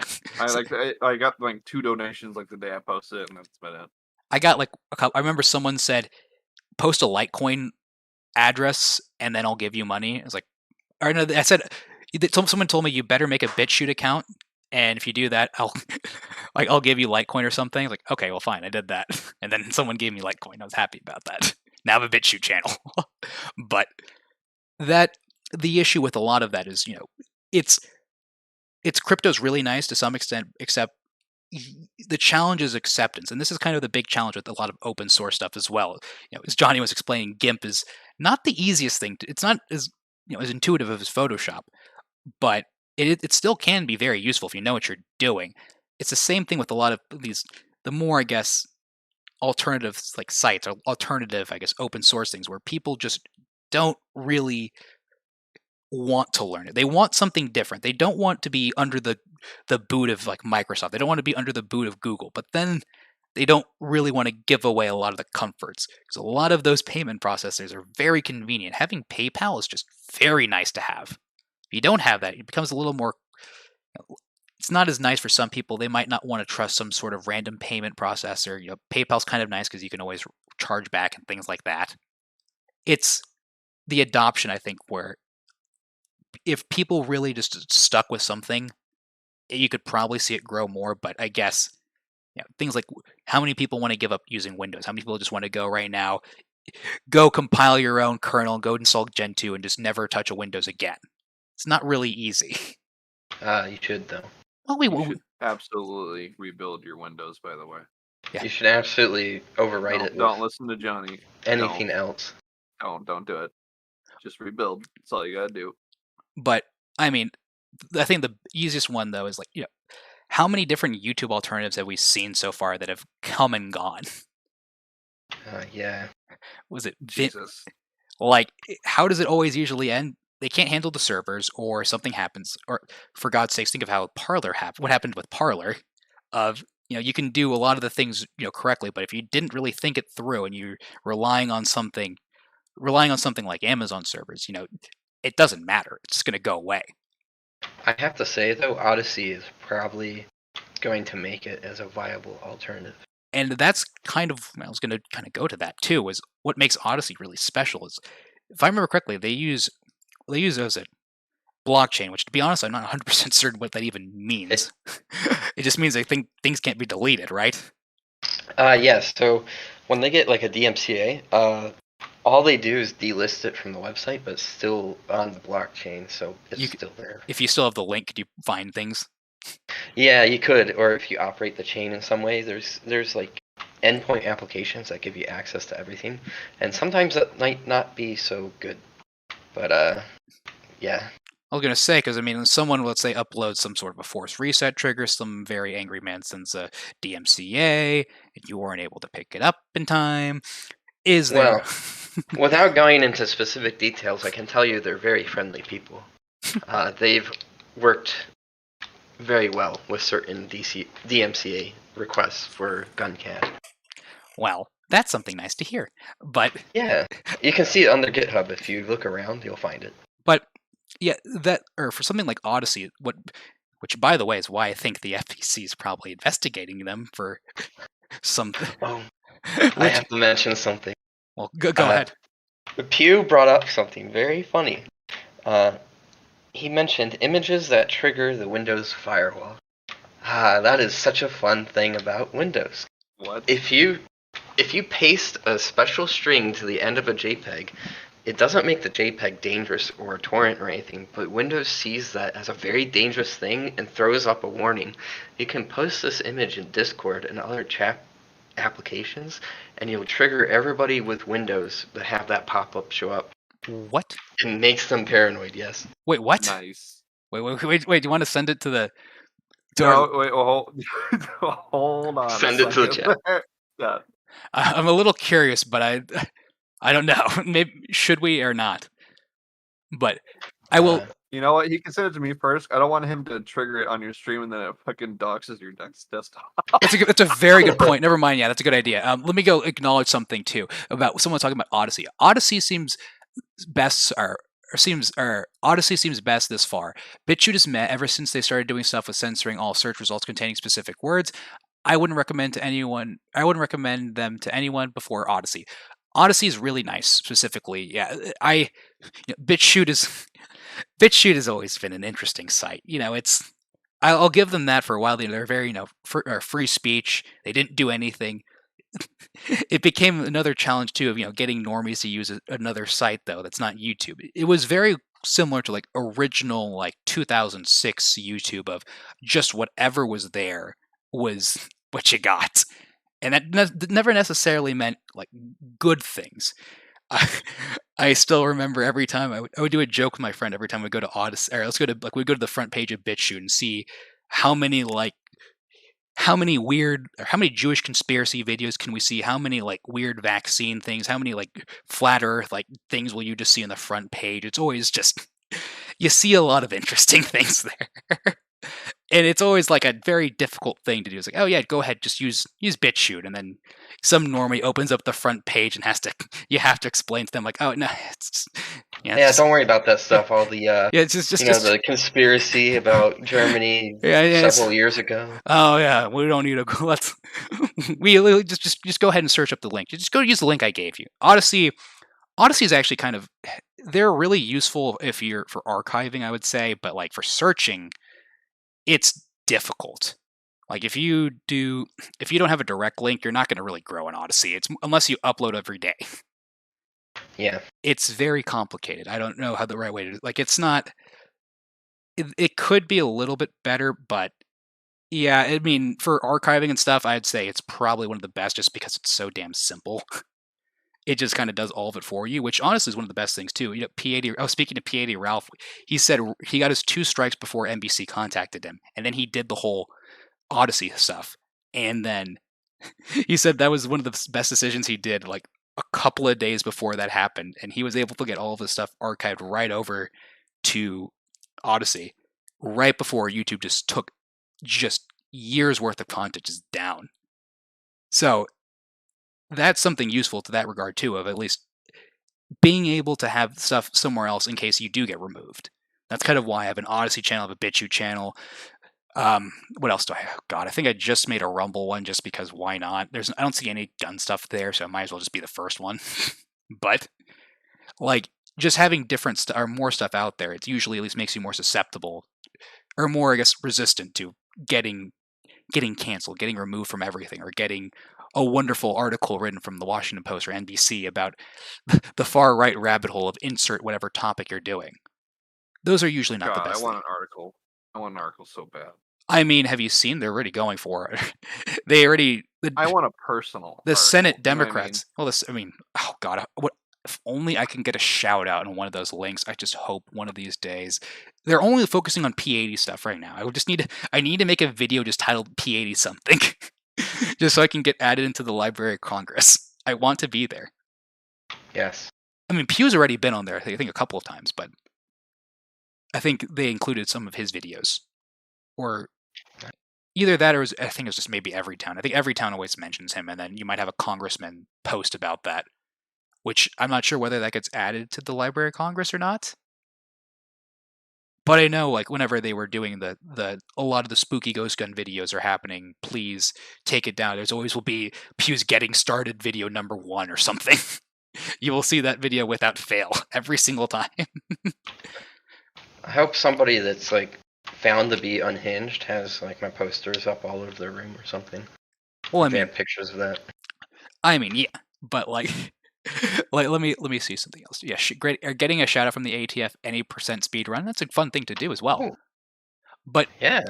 yet, I mean, Spooky, you kind of already sort of got yourself in a DMCA too. I did. Oh, you're talking about with Diapex? Yeah, Yeah, but he got it. I didn't even get anything in the mail. Stupid. Well, did he get anything in the mail, or did he just basically show up? What do you mean? I think they just used his picture, right? I think they sent one to Yeezy instead. Oh, that's right. I think Yeezy posted it, and then it was just yeah, that's true. But the funny thing too is Alright. it wasn't even Yeezy's design. It was Diane Ecstasy. He just made it on his own. Yeezy made his other one too. You can't expect these big brain organizations to function like they're thinking. Well, Yeah. I That's mean, way too hard. of course, you're right. I mean, that would It's require. difficult for them. They're too busy yelling about a bolt action single shot 22. So who would be Dude. shocked by this? But it's, I mean, if someone, I mean, you or Johnny, you were also saying specifically about Odyssey being the one that's probably going to last the longest. Definitely. Why do you think that in particular? Well, I think they have a really good team working on it, but also their technology stack is pretty good. Ghostboy did mention they had some security problems as they grew, and that's pretty typical of an organization to, when they're throwing their things together, they don't really have it fully together correctly. It's good that they respond quickly. Their platform is generally pretty usable. There's a monetary incentive there for people to create content, although it is a cryptocurrency that you're getting paid in. It's still kind of nice. It's leveraging the compute power of all these people contributing to the blockchain, so it spreads out their back-end needs to compete with Google, because Google has these massive data centers to serve YouTube's content. You can achieve something similar by distributing the computing over a blockchain. So I think that's a very interesting aspect about Odyssey. They don't have the same kind of growth costs that a YouTube competitor that's centralized has, because their computers, they would have to buy loads of them and strap up a data center and peer with a bunch of ISPs to get some good bandwidth. They're kind of bottlenecked by all those really extreme costs that Odyssey I don't think has. Well, that one I know for like that is what the problem is with almost every other YouTube alternative is the server thing. Is that And the scale bandwidth even, just videos take up so much bandwidth, it's unbelievable. I want to say I mean, you can go to the Forgotten Weapons. Go to search up their YouTube posts and their videos of how many different alternatives they have tried at this point now. Pew mentioned Yep. Untreon, but like, I don't know much about that one. I hope that one has staying power. But like, we have been through a lot of them, and usually, I think what Johnny basically said, that is usually the big thing, is just starting something this big is very difficult for just a couple of guys to do it. That's why what they're doing is scary enough to most people, scary enough for the FEC to apparently start investigating them in their cryptocurrency that I guess is what they're using to help fund everything too. I think they're saying it's a security issue, or people can be using it to launder money, and we don't like that. So you can't use that. I'm not sure where that lawsuit is right now. I don't know how or what's going on with it, but you can still use library coin. I'm not sure how you can, or how the exchange works for it exactly. I mean, at the very least, you can do a decentralized exchange. That's where you can take one cryptocurrency and transfer it to another. That might be easier to cash out. Those are run by smart contracts and all that stupid crypto bro shit.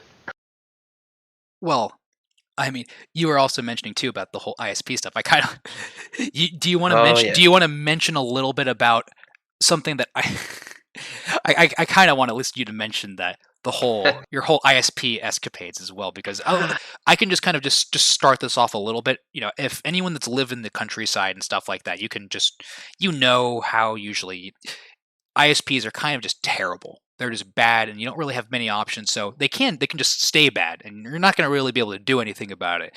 We can all hope one day Elon finally releases Starlink, but until then, you're kind of just shit out of luck for most of the stuff. Well, our little boy Johnny over here came up with something, and I kind of want him to explain it a bit. All right, so I hate ISPs so much that I made my own. So out here in the rural areas, when I was on my farm for, I don't know, 2 years or so after I dropped out of school, the only internet we had was this 2.5 megabit speed over telephone lines, and the telephone lines out there are awful. Now, I know Starlink is a thing nowadays, and there's interesting problems with its scale. I've heard a lot of different things back and forth. And yes, as a satellite, if you're even in a low Earth orbit, you still have latency added to it just by the physical properties of radio waves traveling that distance. Anyways, so our alternatives were satellite, which was HughesNet and some other provider, and they're in a higher orbit, so your latency is about 100 milliseconds. You had these telephone wire-based DSL, which is 2.5 megabit. It's atrocious to do anything with. Yeah. So what I started doing, I started an ISP. I built out fiber lines to very tall structures in these rural areas, and I put a load of radios on those structures so that you can go radio to consumer pretty easily. It's a mountainous area. So we're also getting mountaintops and building towers and working with existing towers. And we're connecting people to fiber optic through radios. The average speed that you could get from this is 100 megs, and that's just what we can produce currently with a load of users. We can upgrade to gigabit for a lot of people, and that's symmetric gigabit. So a lot of cable companies and DSL providers do ADSL, which is asymmetric connections. Your upload is like 10 megs, even though your download is 100 megs. They're just shoving over the upload speed so you get more download. So if you're uploading a video, it's going to take a lot longer than if you were downloading the video. And so by adding a fiber optic line to each of these locations and building out new fiber lines in this area, I'm providing a full symmetric connection using radios. Now, the fun thing is, this project is not new, and this idea is definitely not new. But this idea in the area is not new either. The county funded another outside company to do the exact same thing to reach rural citizens to the tune of $2 million 4 years ago. They built loads of towers, put loads of radios up, and didn't connect a single person because they put their towers in towns where people already had cable that goes a gigabit. So you're offering a service that is worse than what's in the towns, and you're not even reaching the rural people. Are you telling me the government wasted money on something they didn't really know what they were doing? Absolutely, $2 million. And so the funny thing is, now that we're starting to connect people with these fiber links, they're starting to sweat a bit. We're starting to see them advertise this service heavily to try to get anybody to connect to it so it doesn't look like a failed project in comparison to a privately funded enterprise that is connecting more people out in the outskirts. They also failed another thing that they didn't understand fully. They tried to do it with one fiber connection. So they had one fiber connection to one radio and then built a lot of towers that connect to each other over radio. And that just adds to the latency, that adds to the radio noise. It's much better to do it like I'm doing it, where you have a fiber line to each tower. I have an image of what you were basically sending me, one of those radios. Essentially, just think of it like this. He's like, imagine if you ever, like, if anyone that, like, knows something like Suddenlink and all that stuff, you try to get something different, but you really kind of can't. That's all you got. Imagine just giving them the biggest middle finger, but not only that, it would be also the government like contracted out to them to make some promise to make things better, and they didn't. It is. I just can only imagine how much everyone around you in the countryside probably loves you at this point. It's amazing.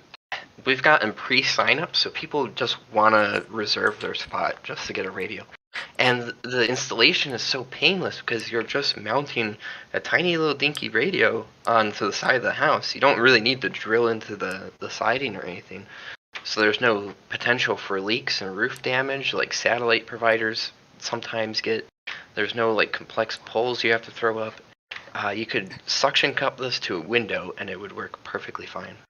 And the fact that you're getting, because you're originally having some like DSL connection of like a a couple of megs down, which I remember I had that for way too damn long growing up, and the first time I remember actually being able to watch a YouTube video in HD and not have to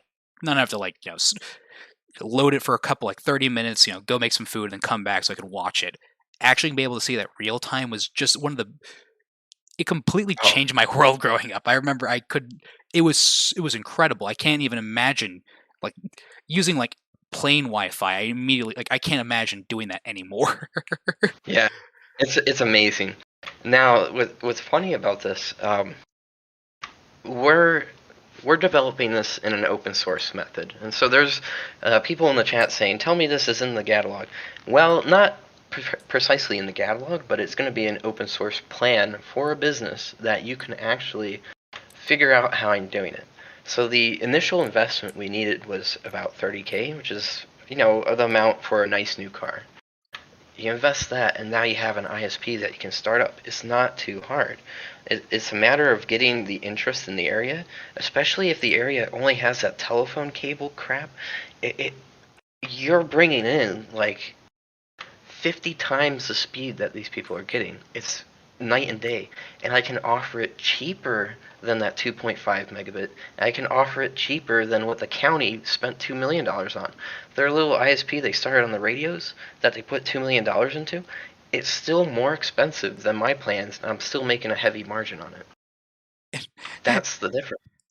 Just the idea of you being able to just outcompete, because I think my costs are low. That's why I didn't spend $2 million on all this infrastructure. I spent $30K. So for me to recuperate that cost is nothing. The margins are really slim for me. It's mainly just maintaining the fiber optic connections at each node, which they are a bit pricey. We're in a rural area. They cost $650 for a gigabit connection.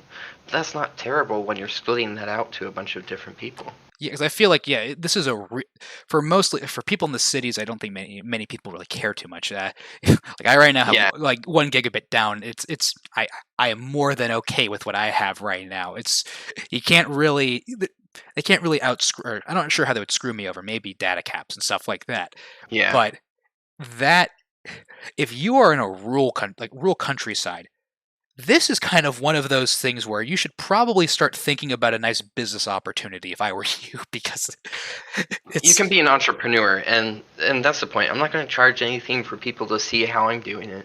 I want to share this information because, honestly, all these rural providers suck. They've been giving all this federal aid, all this local aid, all this state aid, millions of dollars into their coffers from taxpayers, and they do absolutely nothing with it.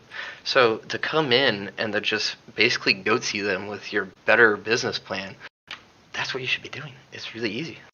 You can. It's all radios. The hard part is getting people that can install it. Now, if you don't work a day job, you can do this easily on your own. You're just setting up the radios, and there's a little bit of configuration and all that involved. And there's some complexities with getting IP addresses, which that's a big expense. I had to pay $10,000 for 253 IP addresses because the IPv4 IP address pool that can be allocated is now run out because there's only a couple billion IP addresses in existence. So you have to buy it from other people. It's ridiculous. But that's the only complexity. And you can do it with just one IP address. The only risk is that everybody shows up as the same IP address. So if somebody does something illegal, you kind of have no records on it. And I don't know how that works for a law perspective. But most people, there are some ISPs that run like that, and they haven't had issues. Isn't that what Section 230 is about?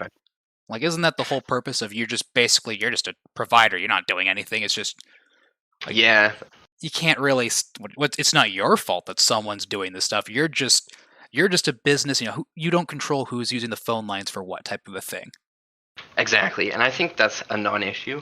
I only want people to have their own IP addresses for each of their homes so that they can start small businesses, run tiny servers at their home, and have their own IP address. And that's kind of a cool thing that I've always been able to do with my internet. So I want other people to be able to do that. But just as an individual starting this little ISP business, it's not much investment. It's really easy to do. It's my concerns, someone makes fun of a Janny too much in a certain basket weaving forum, and then now everyone in the whole area is no longer able to use said site anymore. Exactly. That's the only issue. Is one IP address, somebody can ruin it for everybody. That happened to my apartment. I can tell you that. Where like when I came in, I was already banned. Like, oh, that's interesting. All right. That sucks. VPN time. Well, VPNs are usually most people can usually find out VPNs. That's kind of the one downside I would say. A lot of the bigger VPNs is that if you have a big VPN, most of those or those IP addresses are pretty much well known. Yeah. That or I think if anything, because that is one of the most. It's such an easy application of, I guess, something that's somewhat open source that where you're pretty much telling everyone you can easily do this.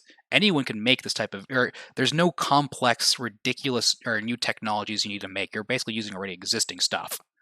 Yep. And the same applies for the ISP too. You're using existing stuff, cheap, easy to do. Exactly, and that's kind of an easy application to that too, where I would say that's a fun thing. Also, I saw someone mentioning or Starlink and torrenting. I can only imagine it has to do with the whole bandwidth of torrenting, which that will be a fun thing to, I guess, at least help our weeb audience stay somewhat focused of how to do some sort of basic torrenting. Which, by the way, I guess because I know Spooky was also explaining to me too. He likes using torrent. He's been using torrenting for a lot of things too. I do too. I have Photoshop on Linux. If you don't put torrent Photoshop or the entire Adobe suite, you're a moron. Okay, well, let's just be crystal clear about that. Hey, now I prefer DaVinci Resolve. That's fine, but if you're paying for Adobe, yeah, no, you're a moron. Yeah, well, that's another thing too. Of people are starting to look more into open source. This is kind of what made me start looking into it. It's just look at everything you don't own anymore. How many Adobe is no longer even you don't even own anything with Adobe. You're owning a service. You're owning a cloud. You're not even owning the thing. With Microsoft, my mom was trying to buy Microsoft Word, and I didn't realize it anymore. But they really don't sell it anymore. They don't advertise it anywhere. They just only do. They want you to use Microsoft 360 because guess what? You can't really. If a kid is going to college and he needs that Microsoft account, if he has Microsoft whatever year it is, he can still use it after he graduates. Well, not that much. You can't really do that anymore with 360. That is your service, and once you're done with it, it is no longer yours. That's why things like OpenOffice exist, or I prefer LibreOffice, but it is pretty much essentially the exact same thing. You can do everything you could in Word with it, and it is completely free, and you own it. I'm still somehow on my school's Microsoft 365 account. I have no idea how I'm on mine too, and same with my SolidWorks. Well, my SolidWorks expired, but my Office never didn't. I'm still on it. They literally ask me to log in sometimes, like, "Oh, this is it," and then it still fucking works. It's incredible. Go ahead, Johnny. So, Albert 9x19 asks, "How do you torrent software and make it work, like with the key or whatever with Microsoft programs?" So a lot of times they'll come with a key generator or a static key, like a one key, and you install it with your computer disconnected from the network. That's so it can't phone home and be like, "Hey, is this key valid?" If you can do that and skip that process and then patch the application so it never phones home, or you firewall the application so it doesn't phone home, it's yours. It can't check if that key has been used already or not. And so that's the usual process for a lot of applications. And you can do that very easily on Linux with some of those Microsoft programs because you can just block them from ever connecting to the network, and then there you go, it's yours. And you don't have to worry about viruses so much because it's running in Wine, so it's going to see an emulated environment. It's not going to be able to own you. Well, I mean, Wine you can get Windows viruses on Wine, right? Because you're using Windows. You could, yes. That's funny. That is a thing that exists. You're not going to get a Linux virus, but you can get a Windows virus using Wine. Although Wine is not a Windows emulator because that's the Linux community's jokes. But yeah, it's a translator. It translates the Windows system calls into Linux ones. But I mean, Spooky, you're more of a Windows person, so I guess to at least somewhat. You can explain a little bit too or how you do torrenting as well. How I do it? Well, actually, it's very very like fucking low tier. It's not anything special. I guess. Well, Johnny, or first off, I guess we should all ask each other what clients do we all use? Qubit torrent. What about you, Johnny? Oh, he's gonna talk about how he coded his own fucking torrenting. He compiled it with source. You can compile it by hand. I use Tixati because I saw it first and I like it a lot. It's very simple and it's also open source. I think you can get it on Linux and Windows too. Because for me, what I saw was it uTorrent or is it Quit or whichever one. When I was going to download it, I didn't realize that it was one of the things where one of the versions where they basically had a crypto miner in it. Yeah. And the big name ones have officially sold out, so you definitely want to use something more open source. So yeah, Tixati I know is completely open source. I think I can post I have an image of it somewhere here, but I used that one before, and it's so far one of my. It's been very good to me so far. The bigger issue is something that we kind of went on a little bit earlier about, and now. This is also something about ISPs too, and this is something that even people need to realize, even with a VPN too, is the ISP might not be able to see what you're doing, but they might be able to see that you're torrenting something. And they might be able to see how much you're doing it. And so, space out your addiction anime. So Tixati, I like it a lot because it has a thing kind of built in where you can kind of set it up so it's not you're not constantly using your full bandwidth for everything to at least help hide somewhat of what you're doing and still, I guess, seed to some extent. But yep. Johnny, so which one do you use? Qubit torrent. Oh, okay. Hey, boost. Yep. I guess I'm the unique one. It has a great search plugin on it that you can search for everything across these different trackers and just grab things. Hold the fucking phone. It has a search function? Yeah, it does. You didn't see that? Where? You have to download Python to get it working if you're on Windows. Python. Okay. We'll talk to you in Discord later and get it set up. Well, I mean, I think we should at least describe at least a little bit too, because I bet a lot of other people would like to know that as well. Yeah, describe the functionality, but I don't need to know how to install it. We shouldn't do it completely. We should let some people figure it out so YouTube doesn't get too upset. Of course, we're doing how this is for cosplay. We're doing this for Linux ISOs that can be found easily for free. It's nothing illegal, of course, because when I torrent things, I use it. Share my own documents to myself. There's a couple of things. That's the one thing I think people could torrent legally is, I guess, stuff like Linux ISOs. I think like GIMP has the torrent links as well. It's a very torrenting is very convenient for like if you don't want to do server side stuff. The only issue is the way torrenting works, and this is kind of something that people will realize. So I can teach you everything you want about torrenting. If you find some link or something that has no people seeding it, which means you have no one actually, you can see a link there, but there's no one actually having the files out for you to download, it's essentially just dead. You cannot get that thing back. The only way it can continue, the only way you can keep downloading things is if you continue to have your torrenting software open and you're allowing other people to, I guess, take your files. If you don't have that, it doesn't work. It's kind of a community effort. That's why, like, for a lot of those like things like Linux stuff, they usually have a bunch of their own computers holding it down. So in case that does happen, it won't be a problem. Like if you were to go to a certain 7 Seas bay or something, a shipyard, or I don't know what I would call it, but I hear what you're saying. Raising that flag. You're raising up the black flag. I know we have a lot of ANCAPs here that love the black flag. So you go to the nice bay. You might find some things. You might find a lot of these cool stuff, but if you'll see the thing, they're either seeders, which I think is usually just SD or something like that, or SE, and then leechers. If you see something with 0 seeds, then that means essentially the file is dead. Can't you, or is there a way you can, I'm trying to remember, because if you have the files yourself, couldn't you basically rejoin the torrent, or is it the torrent, and then basically, you could. And that's like you could add back in. And now, there's another way that's really red-pilled. It's called news bins. Now, there's something called Usenet back in the day, was used for conversations and all that fun stuff. But that network is now filled with all sorts of very interesting things. Lots of files, videos, programs. So is it something that you can't remove? So Usenet, they can go to all the servers hosting it and remove it because it's not like a torrent where it's distributed. Because But nobody thinks about that network as much as they do with torrents, so it doesn't really get touched as much. well, that's something very interesting as well.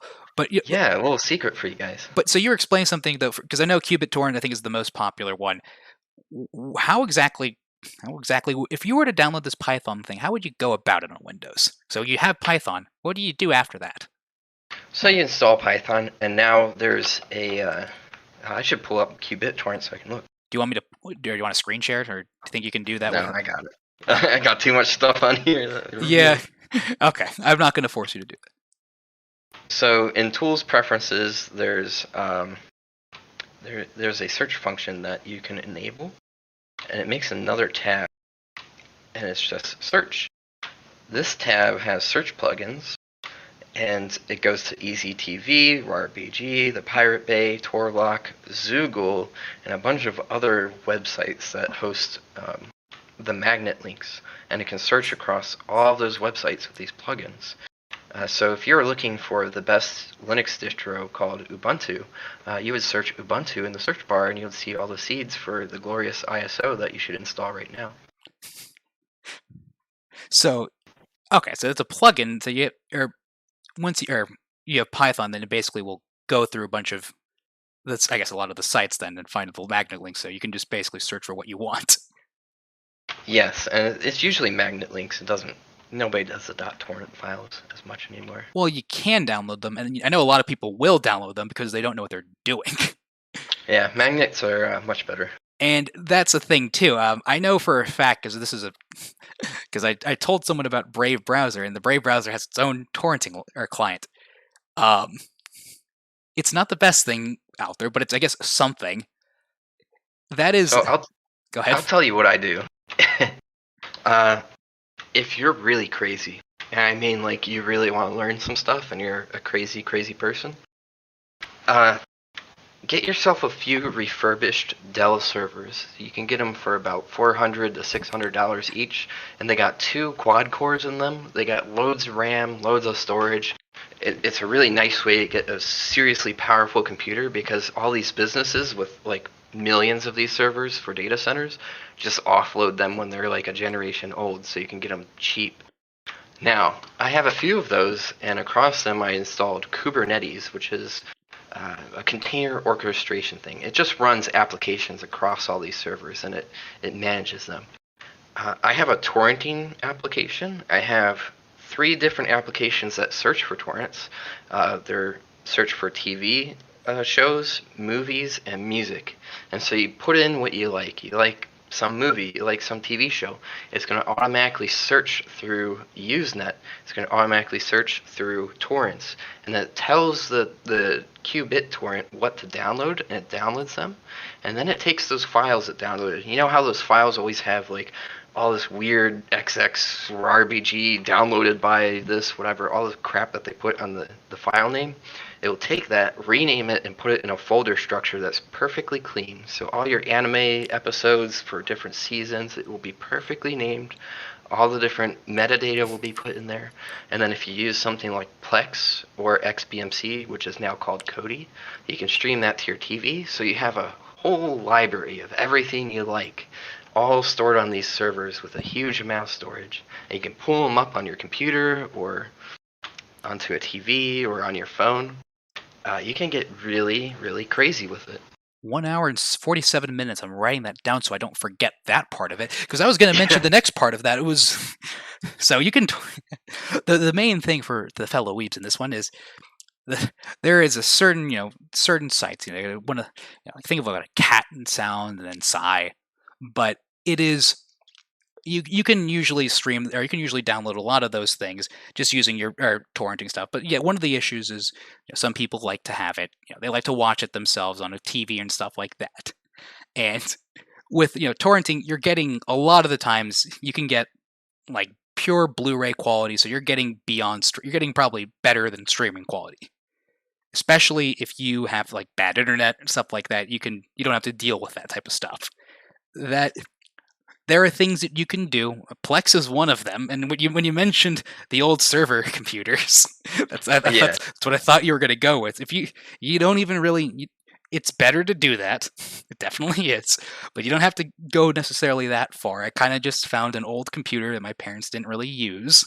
And then I got, you can, I think what I did was I tried doing, or I think I used Ubuntu, and I think it was either the server one. I tried setting up Plex on that and then connected it to a TV. It's been, the issue is I haven't fully gone through with it because I'm not sure I don't understand how server side works.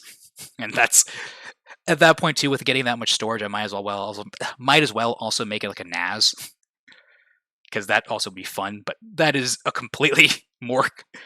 That is a lot more work than I thought. And then I also realized too that power draw and that other stuff makes it more of a challenge. But yeah, I posted a link in the chat that references everything I talked about. It's a Docker Compose file. So you install Docker and Docker Compose, you run that script, and it builds everything for you. You just need one machine. Yes, Albert, I do recommend GoGo for that is the streaming site, of course. Now that is the issue with streaming sites are those eventually do go the way of Kiss Anime, that type of a thing. They go the route of or death by 1,000 cuts. Will always be a different .sci, .ru, a bunch of things just to get around stuff. Hell, I think I have a couple of them still open where if I refresh it, it's no longer the same site anymore. But when you do stuff like that, torrenting is usually a lot easier. Now, the thing is, you have to kind of plan it out ahead of time. And I guess you got to be able to really, sometimes depending on how many people are seeding it, it will depend on how fast it goes. If you got one person in Russia doing it and you're in the US, it's going to take a while. It will take a long time sometimes. But if you have a bunch of people, at least 40 people in the US that are pretty close by, it can download within an hour or two. It's not bad. The thing is also, now this is one thing I kind of do want to mention though. See what your opinion on this, Johnny, and also I'm wondering for you, Spooky, how this has worked for you. Have you tried torrenting without any form of, VPN or some sort of proxy? Yes. And it went bad. Spooky, what about you? I see you're typing in the chat, but you're quiet, which makes me think you have a baby crying. Yeah, he's putting kiddo to bed. So I'll elaborate on my my experience. So my local ISP responds to every DMCA they get, and they forward it to you, threatening to cut off your internet. Yeah. And that's. By the way, my ISP won't do that. We're gonna ignore all DMCA orders and be like, we can't find the guy. Sorry. Yep. That is. It's one of those things where you can go on YouTube right now and you can search how long does it take for me to get the letter from the ISPs. It's usually not too long, depending on where you go, who you decide to attack. If you're in the US and you're thinking, I'm going to go use Marvel, I'm going to go download this new Marvel movie. A lot of the times what will happen will be you'll have a lot of these lawyers, these copyright lawyers, they will be sitting in these torrent links so this is kind of why things like VPNs and some way or some form of hiding your IP address is very useful, because what they'll do is they'll see your IP address in this, is it swarm or something like that. Just a bunch of this people that are connecting to this torrent. You can basically read their ISP, their IP address, and if you're a particularly litigious person, you can figure that out and then go send a letter to that ISP, and then you'll get what they want. Yeah. What they do is they see your IP address, and then they do a whois on the IP address, which connects to the ARIN whois database, which will show them the identity of the ISP that has that IP address, and then they'll contact the ISP through that whois data to send them a cease and desist letter or a DMCA threat if you're seeding the torrent. And those things, private trackers if you have a private tracker, that means essentially you pretty much know everyone that's in there, and you don't have to worry too much about the lawyers being there. Now that of course is with the expectation that everyone there is being you can trust everyone there. I know. Oh, there used to be a lot of Warhammer ones, and I think there's a couple of them I saw, and the issue was no matter how hard they try, they would always get patent lawyers inside them. So depending on Yeah. how much the whoever is controlling it, or I guess the copyrights, they can find everything. Like, it's one of those things where it's kind of it's something that you should keep in mind if you ever do it. And that's kind of why people recommend things like VPNs for that specific reason of you can avoid having to deal with that because, like Johnny was saying, if they see your stuff, if the ISP, like if it's something like a Nord or ExpressVPN, they'll get these letters for their clients, and they'll basically just say, "Yep, we don't know anything. Sorry, too bad."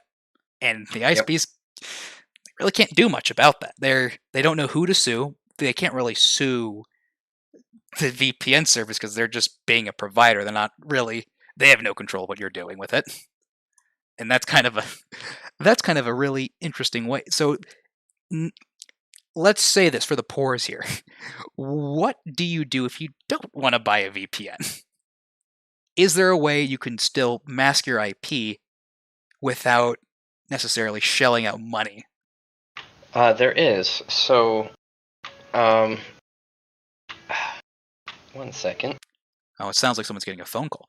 Now, again, keep in mind there's also I want to say there are like free VPNs. Those, I mean, you can try them if you want. Okay.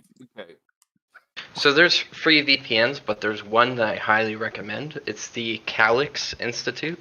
That's CALYX Institute. They offer a free VPN because their whole non-profit organization is formed around privacy applications, so they're pretty serious about privacy. They offer an open to the public VPN that you can utilize if you can't afford a normal VPN month-to-month payment. And how are the speeds on it? They're modest. They're not too fast, but you can get a couple megs, like 25 to 100. It's modest. You can get your YouTube and TV shows and movies pretty easily if you wait a couple hours. Well, I mean, Spooky, now that you're back, by the way, have you been listening? What you got? Is there anything you want to talk about torrenting? Have you torrented? What type of things? Or how's it gone for you? Have you tried torrenting without a VPN or any sort of thing? So when I have. I mean, I think all of us have. I've only been struck a few times, and that was purely when I wasn't using a VPN. Sometimes you get a little careless, and you're like, you're sitting there watching the download tick by, and you want to watch something real fast. You're like, there's no way they're still watching this fucking thing, right? And then you'll turn off your VPN, and then the next day you get a fucking notice. It's like from, hey, you saw what you did.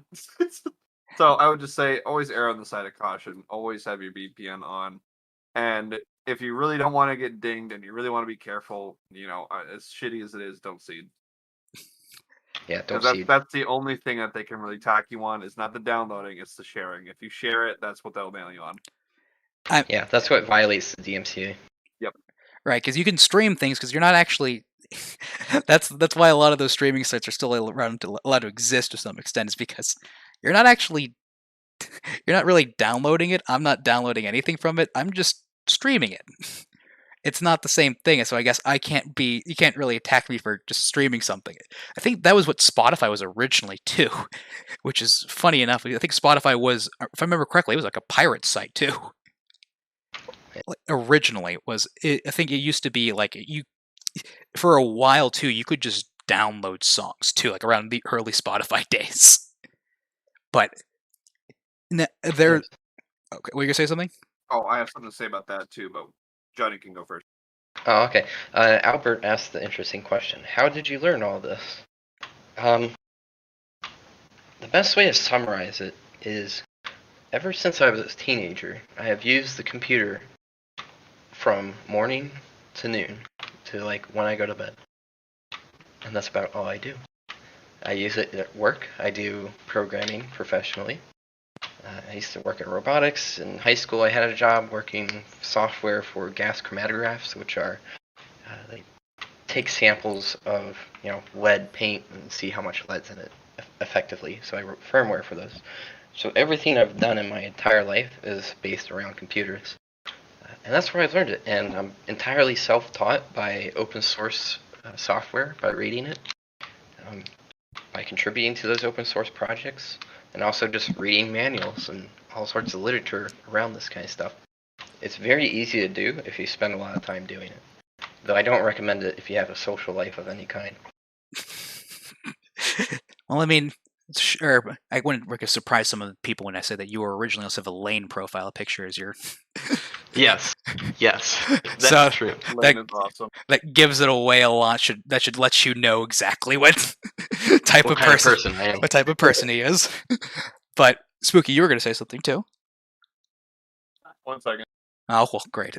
But Okay, sorry, wife was bothering me. So what I was gonna say was, in regards to like media and like our current kind of, and I wouldn't say society because that sounds fucking stupid and cringe. Just like the current like generation we're in, where everything is streaming services, everything's on demand. All this shit is, you need to pay for it and you can stream it to you, but you're never gonna own it, right?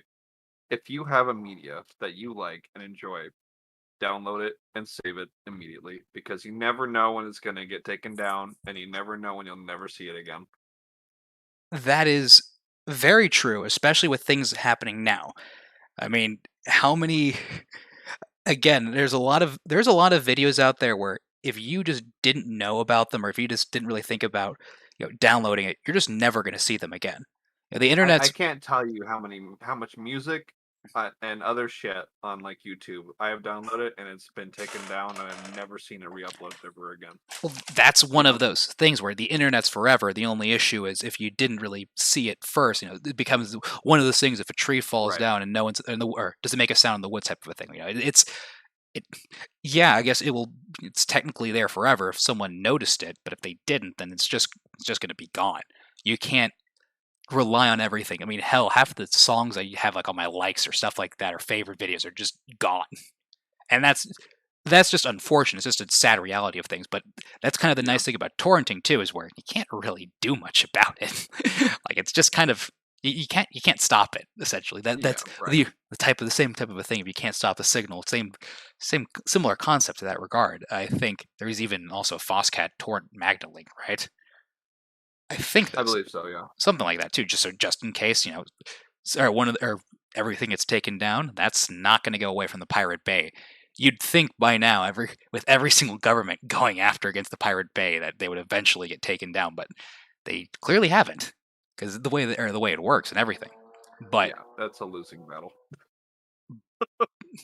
But yeah, there's also something I guess too. Yeah, one thing I would say for me, how I started learning this stuff too, is this is not really something I'm not.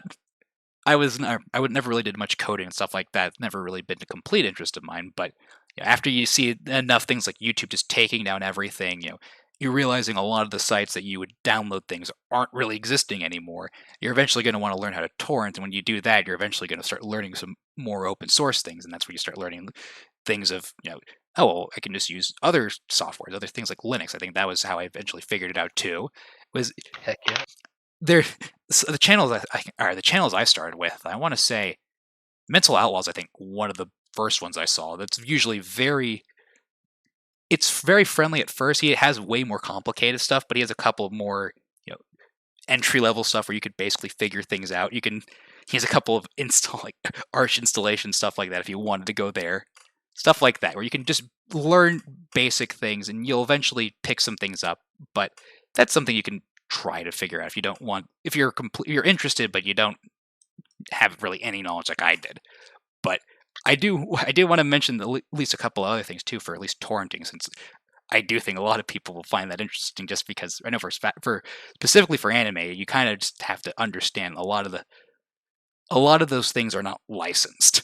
That's one of the quickest things you can easily spot it for. A lot of those shows that you like will not be licensed in the US, which means if you don't live in Japan, you don't get the DVD, the Blu-ray, you're never really going to see it. Like, I want to say Evangelion for a very, very long time. If you were not going to see it in the US if you didn't watch it air live or you didn't buy the DVDs, because it was never licensed, and anyone that saw it past it when it was aired pretty much had to watch it illegally. that things like being able to torrent is very, very useful for those type of reasons as well. And especially, it is really prominent in anime for sure. But You want to have a lot of storage for this stuff too. Archiving everything you come across is very helpful. Like you can get a Dell Power Vault for like only 1K that has 48 terabytes of storage on it.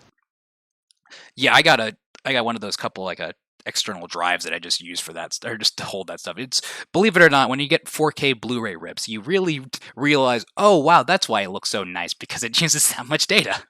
You can tell things like that. Oh, I also remember someone saying about how do I remove information from videos? I don't know how to do that. There's a very easy one. It's called a very easy software. It's called Handbrake. You can do that, and that takes away all the metadata from that. You can also compress things too, but that's where I learned about compression and other things like that, because you realize, hey, maybe I don't really need to have maybe I don't really need the FLAC audio quality, and that would probably cut out maybe a couple, like maybe 10 gigabytes of this like 12 episode series. There's no reason why it's that big. That's some other things too. You can learn basic compression stuff. That's also very useful for Handbrake.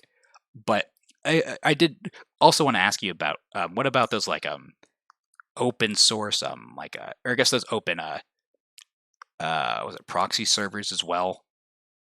Do you have any interesting or knowledge about those ones? I know that's another thing people do. It's like a large group of people using a proxy server. So essentially, you're hoping that they won't be able to tell who's who. If I remember correctly, that's how it works. Because if you're in that proxy, anyone can find your IP. It's just no one knows what you're doing with it. Yeah, that's the hope a lot of people have with those open proxy servers, but you have to understand that also effectively acts like a man in the middle. They might have logs that associate your activity, so I'd steer away from those completely. Because I know that's a thing people recommend as well, because it's the other thing you can do. Yeah, but don't do it. Yeah, it really, a VPN's the most easiest thing for torrenting. I know, it's just, it's really convenient, because you don't have to do much. You don't have to deal with you don't have to deal with like, I guess, proxy servers. Trust me, it's not simple to do. When all you really need to do is just press connect on the VPN, it's really easy. Yeah. But I mean, there's also other things too. Oh God, I know. Oh, I saw some things too where you can use VLC to watch actual things that are being torrented while it's being, like, you can watch the video while it's being torrented. It's pretty good, yeah. If you do like the first box first on your torrent client, you can stream it as you're downloading it through VLC. But you gotta be careful about that sometimes.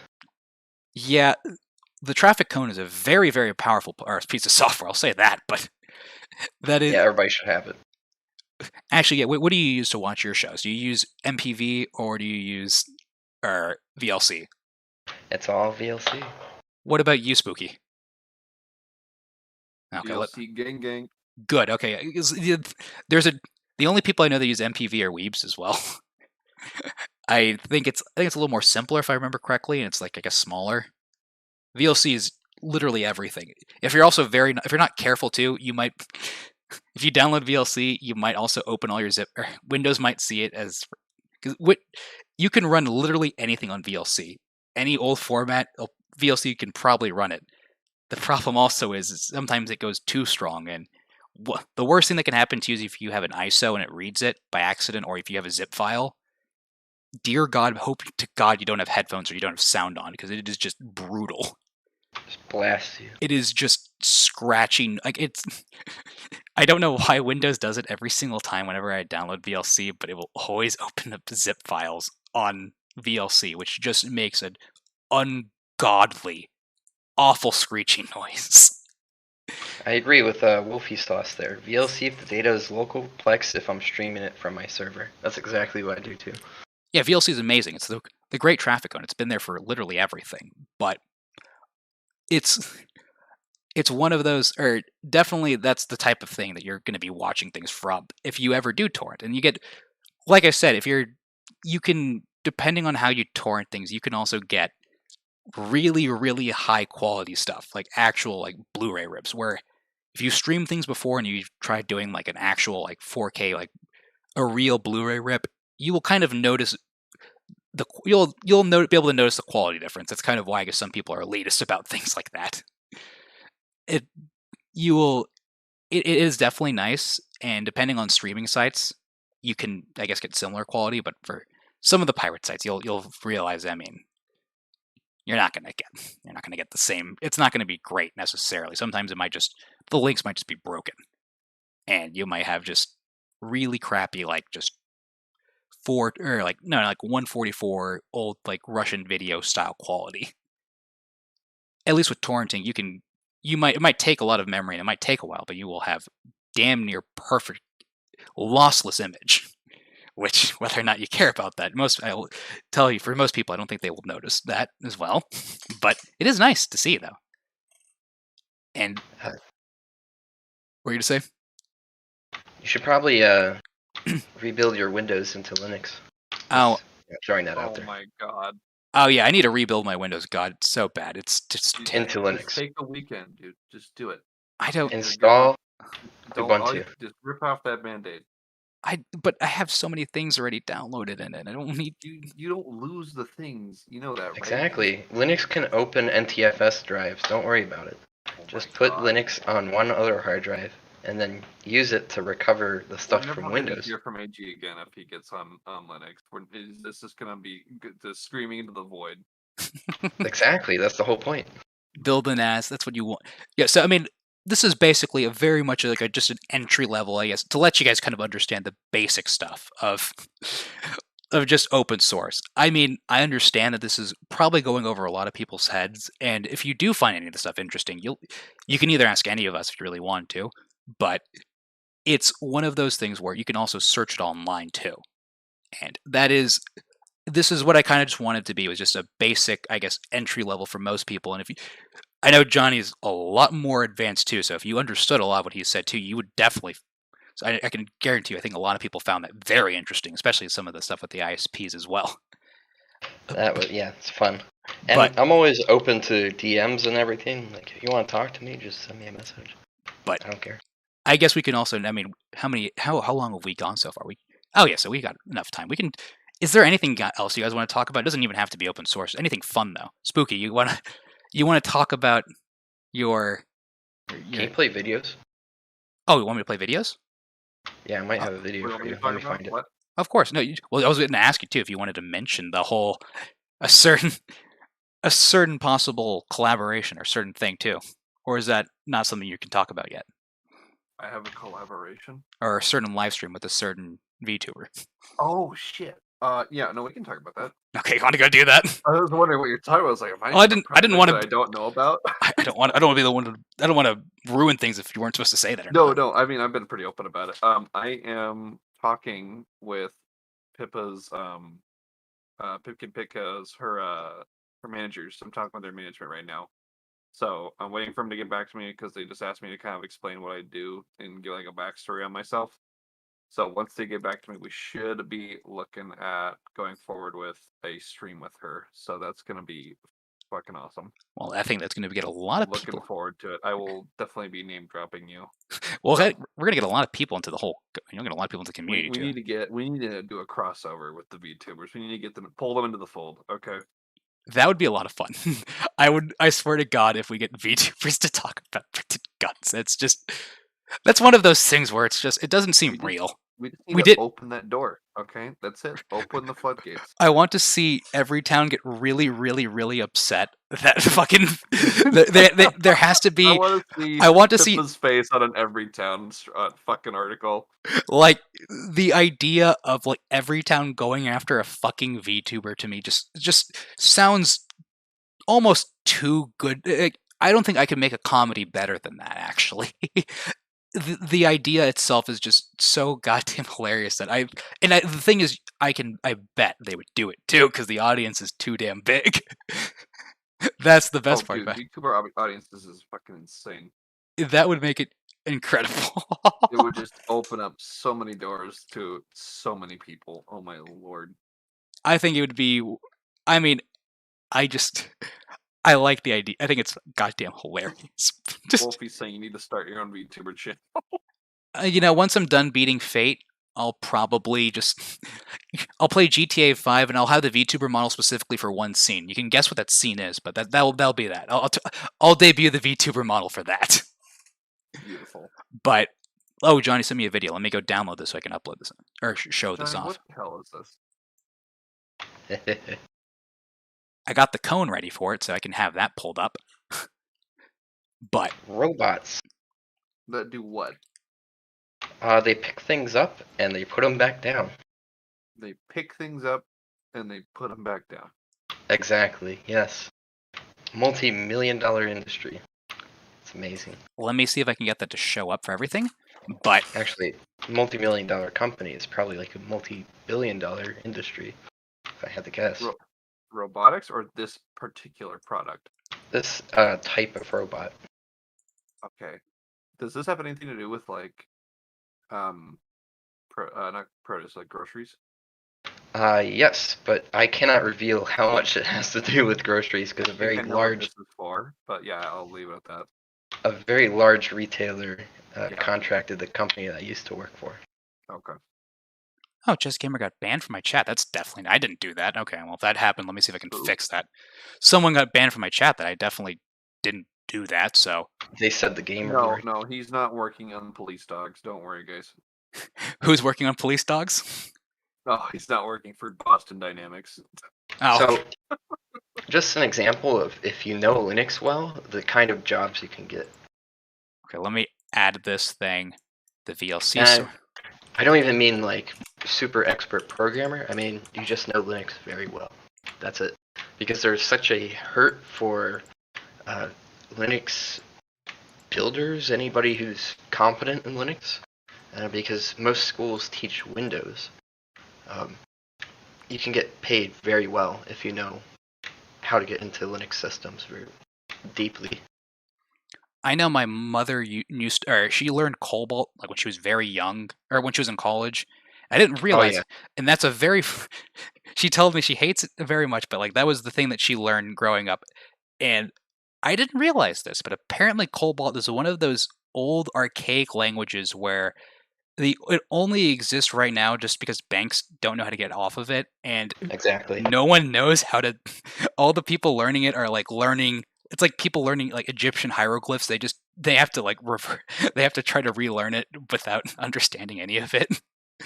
Which Yeah, you can get paid a lot if you know COBOL. I was trying to tell my mom that too. It's like if you really wanted to make some easy money, just go like tell a bank like what you used to do, and you'll be able like I'm telling you, like there's no one new knows any of this stuff. Like you actually are probably one of the few people that actually do know this stuff. I don't know coding much, but okay, I think I have the video up. I'm not sure if it's playing sound. Oh, it's all stretched out too. I mean, is that supposed to be like that? I don't think so. Oh yeah, it's really stretched out. I don't. I think it's fit to screen right now. That shouldn't be the case. Let me see if I can fix that. Definitely fit the screen right now. I hope that wasn't too loud either. I'm not sure how bad the sound was on that. It sounded good to me, but I had the volume low. I hope to God I didn't just destroy everyone's ear there. But let me see if I can get that to actually not be so We'll weird. know very soon in the chat. Yeah, we'll see the oh my God, my ears. But like, let me see if I can re-download that and actually if it's normal or not. But wait, yeah, but that was a fun other thing too. If you want to learn other weird coding languages, I guess you can go ahead and. I mean, what's the most popular one right now? Isn't it? It's Python, and then what is it? Rust is now becoming a thing. Rust is becoming popular, but it depends on the domain of what you're doing, right? If you're doing embedded software, like software that runs on robots and little things, and like your washing machine, things like that, you're going to be programming in C, and that's unparalleled. There's nothing that really beats C as far as really small electronics. But Python is hugely popular in like system software or cloud software, anything that's running larger systems. You're going to be doing Python. C++ is still a bit popular. Rust is getting very popular. Golang is getting implemented in things. And I think those are the languages that really should focus on.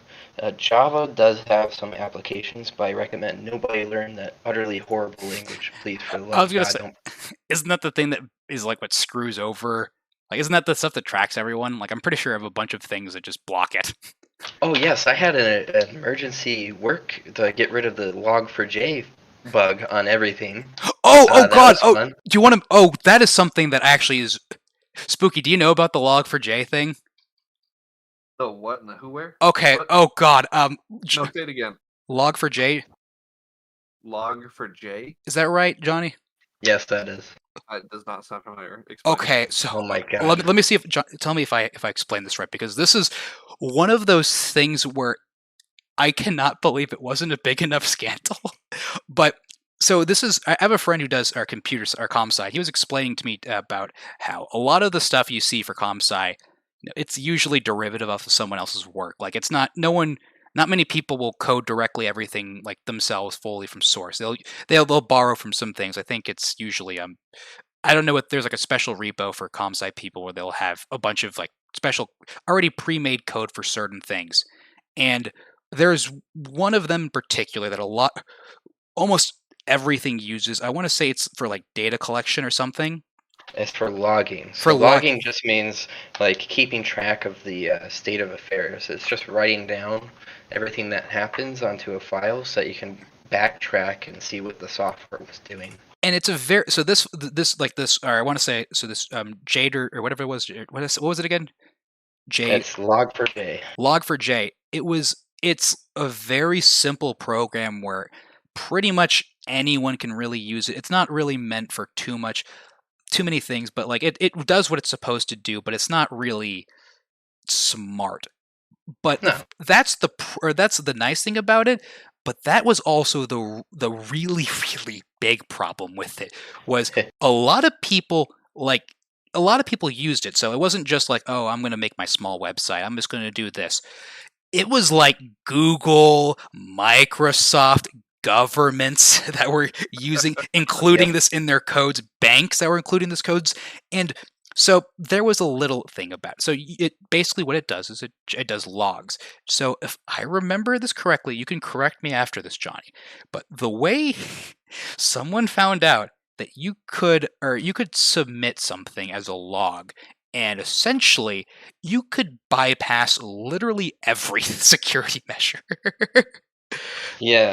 Like If it to was get into the nitty gritties, you could craft some text. Because log4j is logging things. It's keeping track of the state of affairs. So a web application, you go to the URL, it's going to log that you went to that URL, that somebody connected there. If you insert the string on the URL and it logs that special string, it will arbitrarily execute any code that you feed it. It will execute anything. Nice. You will make the server do whatever you want. So, like, you can, Reverse Heartbleed almost. Kind yeah, it's amazing. So yeah, you could essentially. I think there was a thing too where like a couple of guys would. I think someone did on Twitter once too, where they made I think their name the thing. They were showing like, no, this is for literally everything. Watch this. I'm gonna like change my name or something on Twitter, and they did the log4j thing. They were able to like make this godly long like account name and everything. Like they were able to bypass literally everything, and their main thing was like, you guys don't get this up. This is just Twitter though. Twitter's not the only thing that uses this. Like there Everything. are banks, there are like Amazon, all of those major companies and corporations. They are using this thing, and if there is like it's in. How do you fix that now? So you get all your operations engineers to stay up really late, like me, and fix it by updating literally everything.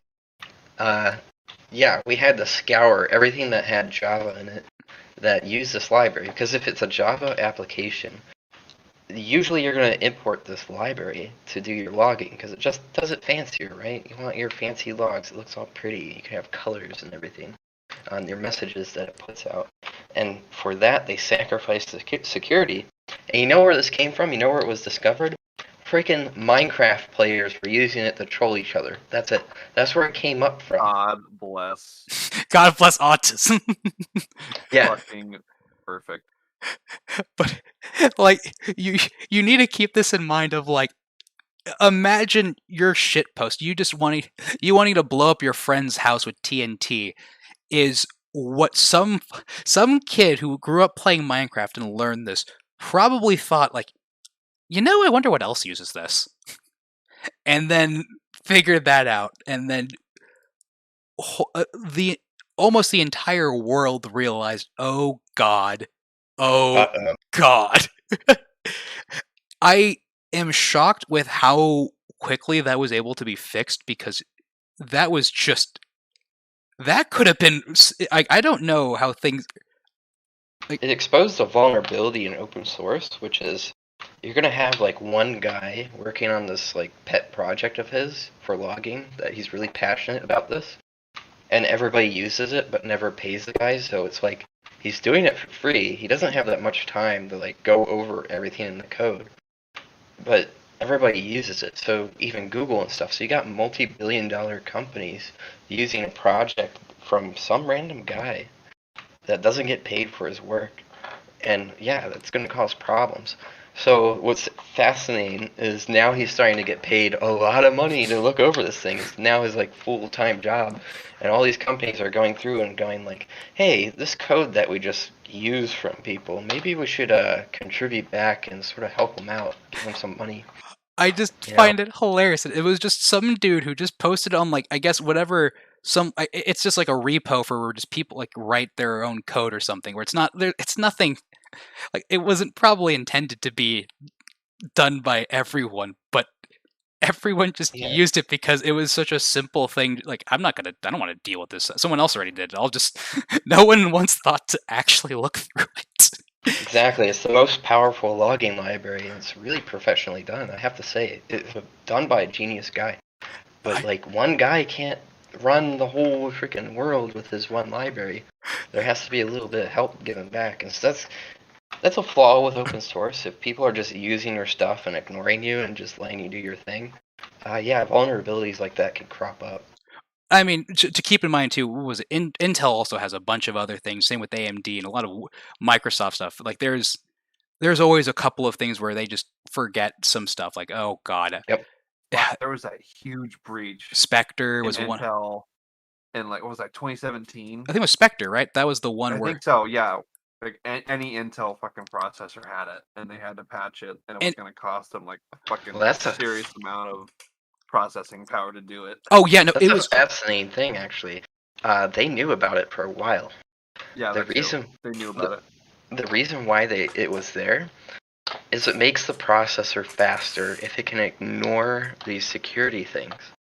They intentionally built the processor to ignore security for memory addresses, so that it would be much faster at speculating where to go after an if statement. So an if statement is a very basic piece of code. If this, then that, right? Right. So the processor needs to do that really fast, because if is happening a lot on a computer. If they can make that sort of guess what the if outcome will be, if they can speculate the future, they can jump to it really quickly. So it ignored security checks, because that would add time to processing the if statement, which is a very fundamental thing that happens in a computer, so they could get that extra little bit of performance. And that's where the performance of most Intel processors was derived from, is they got a little bit of extra performance by ignoring that security. That was very intentional, and they got caught with their pants down with that one. And that, I know I had a I had a Skylake one. It was an i5 660K, and I remember looking at the sheer performance drop that I got, and it was just monumental. Like, it was massive for me. Yeah, you don't realize how many times your computer thinks about if. Yeah, and it was that to me was. I may or may not have reverted back into the old one. I'm not sure if I did. I'm not going to say that, but it. So yeah, it only happens locally. So if you trust all your local software, you can get rid of it. At my old robotics job, we put our own software on the robot, and it's an x86 Intel processor. So we were like, you know what? I don't care about that. So we turned off the vulnerability protections because it's only with local software, and nobody's uploading software onto a robot. It's just doing its own thing. One thing also I kind of do want to mention as well. There's a couple other fun things as well, like some other fun patent things like there's the one for a lot of the Google phones. Have you ever looked at, was it ungoogled phones before? Yeah. What about you, Spooky? You know what those are? De-googled phones. Those things. One of my favorite YouTubers, Vagrant Holiday, uses one. Those things are incredible, especially because one of their selling features too is the battery life, because you do not realize how much shit Google is just taking from you.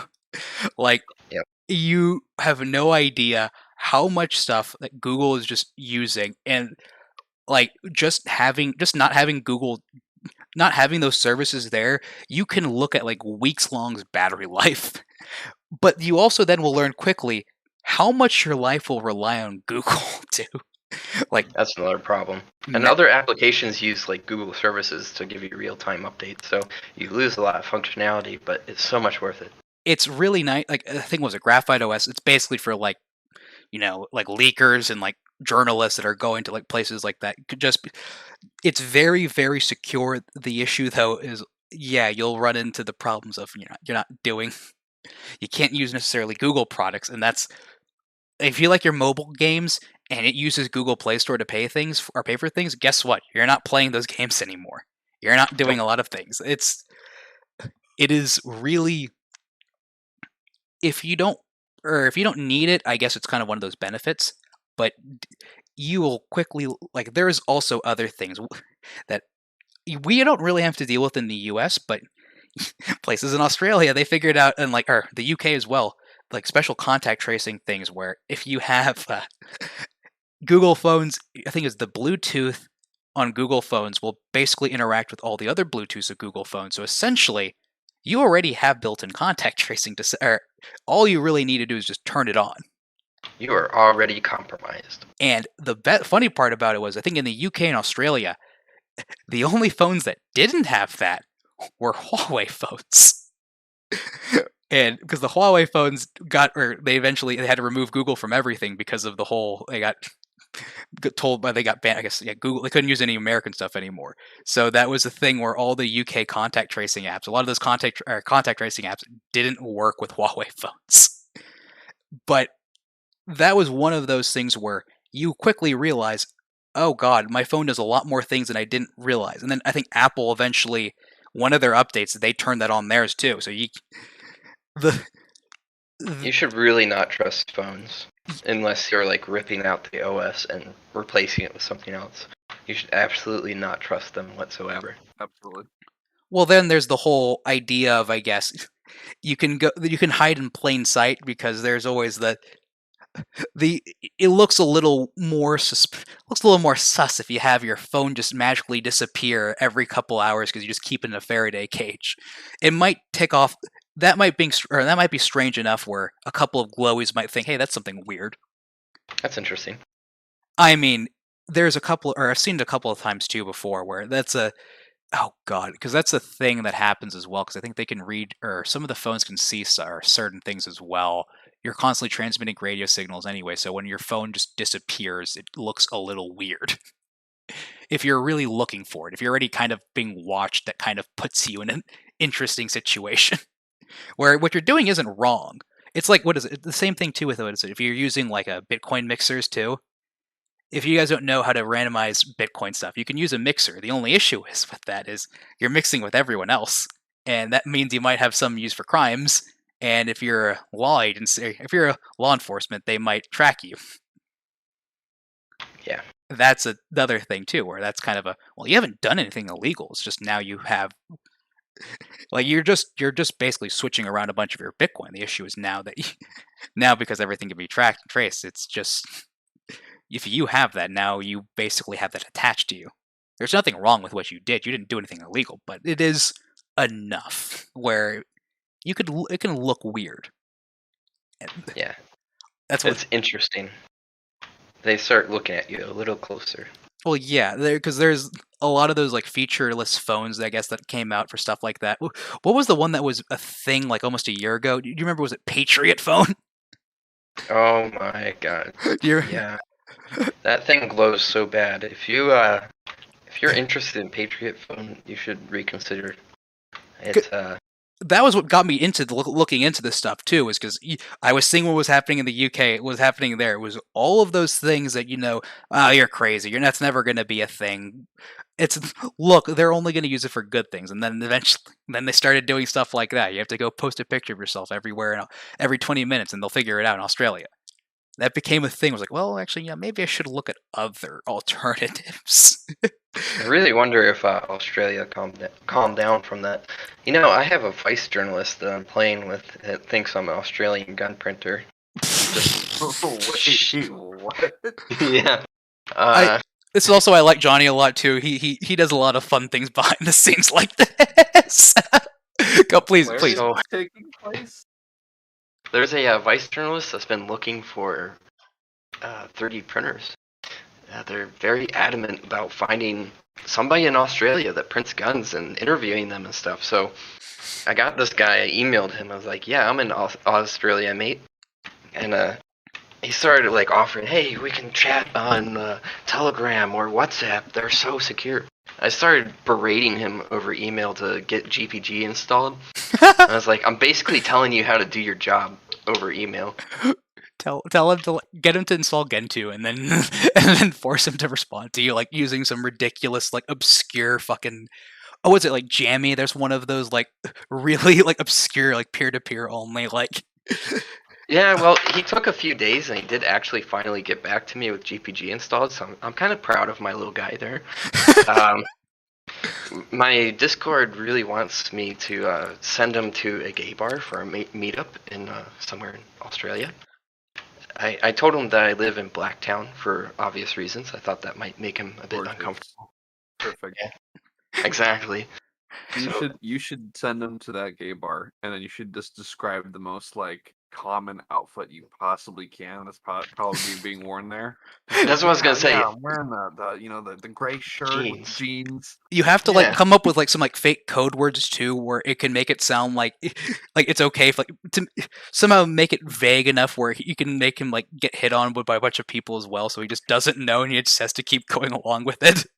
And then when he gets his printer, and then you're gonna be like, well, shit, you got your printer now, but have you updated your firmware? And then just send him firmware that just totally fucking bricks his thing, like sets his fucking steppers to ultra. You can do evil things with that. You can slam the head through the fucking head through the build plate over and over. Yeah. I have an ANET that I swear to God I fucking hate. It just randomly one day decided it's just not even gonna bother to do its auto leveling properly, and it just goes just straight into the fucking build plate, and it has a PIE sheet, or one of those sheets on it, so it's just destroyed the entire build plate. It's just like it gets super. You should spend some of that super chat money on my firmware service. Well, you want to go pitch that more? I can add that also on the links below. But yes. No, that's okay. That makes me so busy. It's only $50, but they can talk to me for as long as they need to get it perfect, and they do take that up. Yep. I really want you to tell the journalists so the code word I can't it's really dangerous. The MK Ultra code word is Ronald McDonald. It's really dangerous. So I mean, I'm gonna have to we're gonna have to really play it up. Okay, like we're just gonna have to make it look like we're just two gay guys going to a club. Okay, you just gotta play along, man. Yeah, switch me. Yeah, so you just get him to basically he doesn't know who's the right guy, and he just ends up fucking flirting with some gay who gets taken home and shit. Yeah, we gotta. Hey, you gotta dress with like ripped up skinny jeans. You gotta blend in. You gotta have a tank top shirt. When he gets upset, show some skin. When he gets upset when he can't find you, you just tell him wait, I was looking for you the entire time. Where did you go? Leading him around the bar. Just be like, I'm over here. I'm in the bathroom. No, fuck. I was over here the entire time. Alley. I was like, just maybe, you can't. Got to see how far you can push it. I want to hear out this one. I hope. So, Yeah, it's gonna be an interesting arc. I have a lot of screenshots that are funny already. Um, with the greatest thing ever is he did reach out to certain admins, right? And he asked specifically, like, hey, do you know anybody in Australia that I can talk to? And we're like, no, we're not gonna give you people. We're not like they'd be very angry at us if we revealed their identities to you. And he was like, oh, okay, are you sure? And one of the admins replied, we can give you a person with a really good Australian accent that will pretend to be Australian, an American that pretends to be Australian. And that's the last message they left with him. And then I contacted him, and he seems to be going with it. They're like, what are you talking about, Cans? I'm here. I'm off. Yeah. Yeah, we go out in the bush and we shoot some ruse to test out our guns. Yeah, put the gray on the bobby, man. Yeah, do that type of shit. Like that's, I remember my favorite. I've been verbally insulting him, like, or not verbally, but through text, insulting him with every Australian slur I can think of. Oh yeah, And fucking poof. You can do it because you're gay. It's fine. Yeah. Yeah, you poof of it. One of my favorite experiences when I was in Japan was the fucking Aussies that would go to bars and shit. They were I would just say, they would always try to tell me like, oh, you know, we don't say that anymore. You know, that's not a good thing to say. It's not really nice. Like, what do you mean though? Like I would just keep saying it to them still. Like, okay, I'm gonna keep saying it. Like they would always tell me, oh, we don't say the C word that often. It's like, okay, fine.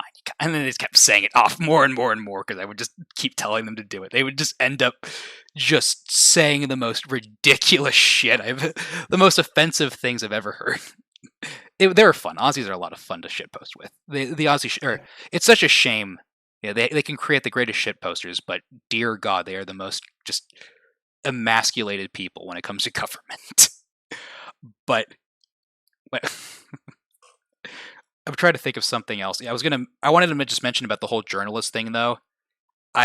Spooky, have you gotten journalists to contact you? As what? Have you had a journalist contact you before? Unfortunately, no. I remember I got someone messaging me back in like the Rocket Chat day, or not the Keybase days. I think that was one of the guys.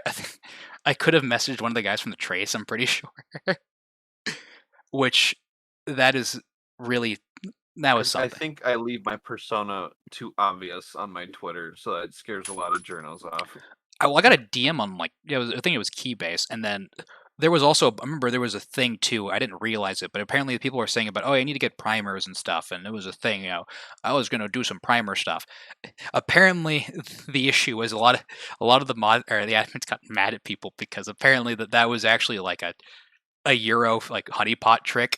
So the problem was a bunch of Americans just kept responding back to it because they didn't know any better. They kept letting it happen because it was just some like Euro. It was a 3-letter agency, but it wasn't the ones that we need to worry about. It wasn't in English. That was always fun stuff that you just figure out because if you stay enough in those like sites, you'll figure out. A lot of people will just come in trying to they're either glowies from certain different countries or they're journalists. And the journalist ones are the most fun to mess with. I do wish I can get more journalists. RK is the only one that manages to pick them up the most. Well, hey, if you want to be an Australian, I'll give you this guy. What about that video? What video are you talking about, Red Shark? Oh yeah, P80 Ralph. Well, P80 Ralph did a very different thing. He thought he was actually going to get a real conversation. That is one of the do you guys ever read the article that was P80 Ralph was in? The hit piece he got in? But it was essentially NBC. They contacted him basically saying, oh, you know, it's going to be a nice thing. He recorded the entire interview and he uploaded it later. And it was like, the guy was talking like, oh yeah, what you're describing, it sounds like me and mechanical keyboards. I like it. It's like a hobby, like an artwork like that too. Okay. And then, you know, just asking some other questions and, you know, you can see the quotes he took and then the ones that were horribly out of context. It was like, oh yeah, it's just going to be we're just wanting to talk a little bit about why people do this. And the article, of course, that it was included in was the YouTube teaching terror or domestic terrorists and criminals how to build guns on the internet. Yeah. And then underneath afterwards, like right underneath this whole, like, these are the murders that have been done with these weapons. a YouTube channel, P80 Ralph, talks about why he likes doing this. It's like, oh, you piece of shit. Yeah, don't trust journalists at all. I still can't believe he actually.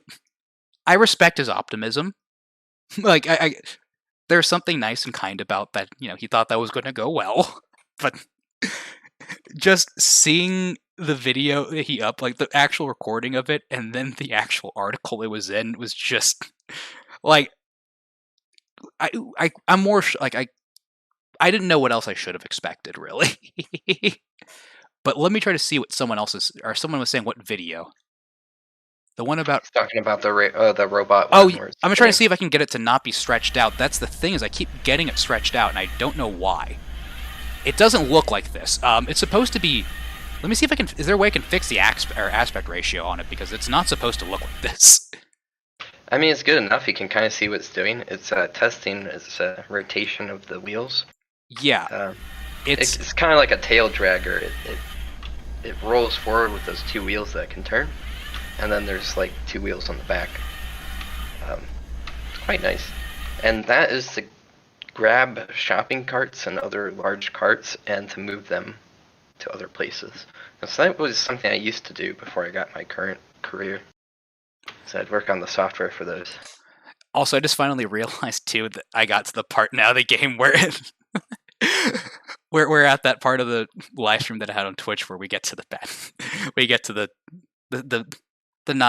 spicy bits of this game. But there's Spooky's image. There's this. Yep, there's Spooky's Firebolt. By the way, that thing is. If you saw the Twitch stream, yeah, Spooky's Firebolt has become my sensor. I use it. Put up the robot image. That's just an AR9. You're right. No, I think I have. Oh, what do I have it titled? I think it's called. It's Spooky AR9. That's what I called it. Yeah. Okay. I think it's even more base because Control P would love it. I believe that's printed vertically. So wait, what? That one was printed vertically. That was like the one that Control P was shitting on the other day. No, Vin. That was Vin. Yeah. Well, there's obvious problems with that though. Like I know the walls. I didn't know at the time. I had no fucking clue. Did you think that I mean, I bet the print came up. Like that guy's print. The only reason I printed it like this is because I was so focused on like, oh shit, the buffer threads, those aren't gonna print if I print it on the side. You know, I was just like, there's no way. So I always printed it on its back because I wanted to get those buffer threads going. But then it always failed on the buffer tower because of the fucking print orientation. Oh damn. I mean, yeah, because the problem I would see is that the walls where the trigger sits. I don't think that would be optimized for that. No. Like, yeah, that would be that seems like an easy place for layer separations. Which, like, yeah, well, that must have been. You said it broke pretty easily, though, right? Yep, it broke at the buffer tower after shooting it, or it broke at the fucking the front takedowns. Which always broke at the front takedowns. If only you had a couple eye bars, right? Those little things. I think. Those I bet that would have probably my helped. solution was way more fucking jank. It was almost Jamez level of fucking jank. Did you use a soldering iron on it? No, I drilled a hole to the top, and I drilled a hole to the side, and I ran a fucking zip tie through it, and I just zip tied the fucking loops close. I see someone's mentioning about prosthetics and stuff. So that was one thing I wanted to do when I originally got into college, was getting into biomedical engineering. That is very, very interesting. Although my interest in that comes much more from like neurology and stuff like that. I don't. That will be it in of itself. I will go way too over people's heads on that. But we should work together. Well, that would be fun. I mean, it's been a while. I mean. I'm not. That's the annoying part about biochemistry, is that it's almost too like specialized, where you're actually talking about electrical signals and things like that. Stuff that most people will. It's less med school stuff. It's more graduate school stuff, and that's not great if you want to learn. If you want your GPA to be good, but you learn a lot of cool things. But yeah, that's one of those things where it's interesting to talk about. But yeah, I guess I have a better image in the chat. Oh, you sent another one for the thing? Let me see if because let me at least show that to people just so they don't get. That's censored. Okay, so you censored it, so there's not. I don't have to worry. The most recent one, right? Yep. Okay. Oh, I see what you did. Okay, good. Yeah, I'll go save that image and then I'll go post it so everyone can see what it looks like at least. Let me give it a funny name of sexbot, dildobot. Why, yes. .png. I actually think that'd be better as a or .jpeg maybe. I'm not good enough with those things. I'm not that inclined with that stuff. But let me go add that in. You can see the rat's nest. I could see. I know what I'm reading there. Oh God, the fucking firebolt there. The goddamn AR9. Dear God. If we get to it a little bit later, you'll see the creativity you have to do. Hey, I'm still on. I am one of the only people on Twitch that streamed that and didn't get banned. I'm very proud of that. I'm gonna keep that as a thing. That is quite amazing. Yeah, that's a Twitch. Twitch is actually really good for anything that's not political. You can talk about age of consent like Roush, and you're pretty much good. Although, be careful about the slurs you say. That's a big no-no over there. You can talk about whatever you want about age of consent. You can go wild. The moment you mention certain saltine things, and you get that's how you get banned. You can also. I bet we can say trigger puller all we want. Yeah, trigger puller. Well, trigger pull is a. Well, it's a lifestyle, all right. It's just the way it is. Lots of ways around We got around their bans. that. Believe it or not, you can film yourself assembling guns over there too. It is like they have no like I've done it before where I've actually streamed myself like build when I got my first AR-15. That's what the first thing I did was that. Like they don't ban like you can do. I think the only rule is you can't point a gun at the actual like screen, like the actual camera. Oh. That is the rule that they have. Is you cannot do that. And you can't threaten. Okay. It's one of those things where I guess it's kind of weird, but hey, I guess it's better than YouTube. YouTube will ban you if you even so much as hold the gun, and that's kind of annoying. But this is the machine that Johnny was talking about. This is what it looks like. Oh, yes. This looks, that's what was the video was from. This looks see it as proper scale. That looks that's a very interesting thing. It looks really big. It's actually not that big, and what's funny is in the center there, below the speaker, you can see like where the red wire is. There's a black case, kind of inside. Yeah. That's the computer. It's sort of the brain of the whole thing. Oh, nice. And the rest of it's just communications equipment and like Wi-Fi and cellular. So it uses two things to connect. You see a bunch of sensors. Those two circle groups. Those are sonar sensors all over the place. So that's if it gets close to somebody, it stops. And then in front is a camera with stereoscopic vision, so it can actually see sort of in 3D and navigate around. Nice. Below there, you see there's like an area where the top of the robot and the bottom of the robot, there's a cutout. Inside that is a LiDAR, which is a spinning laser.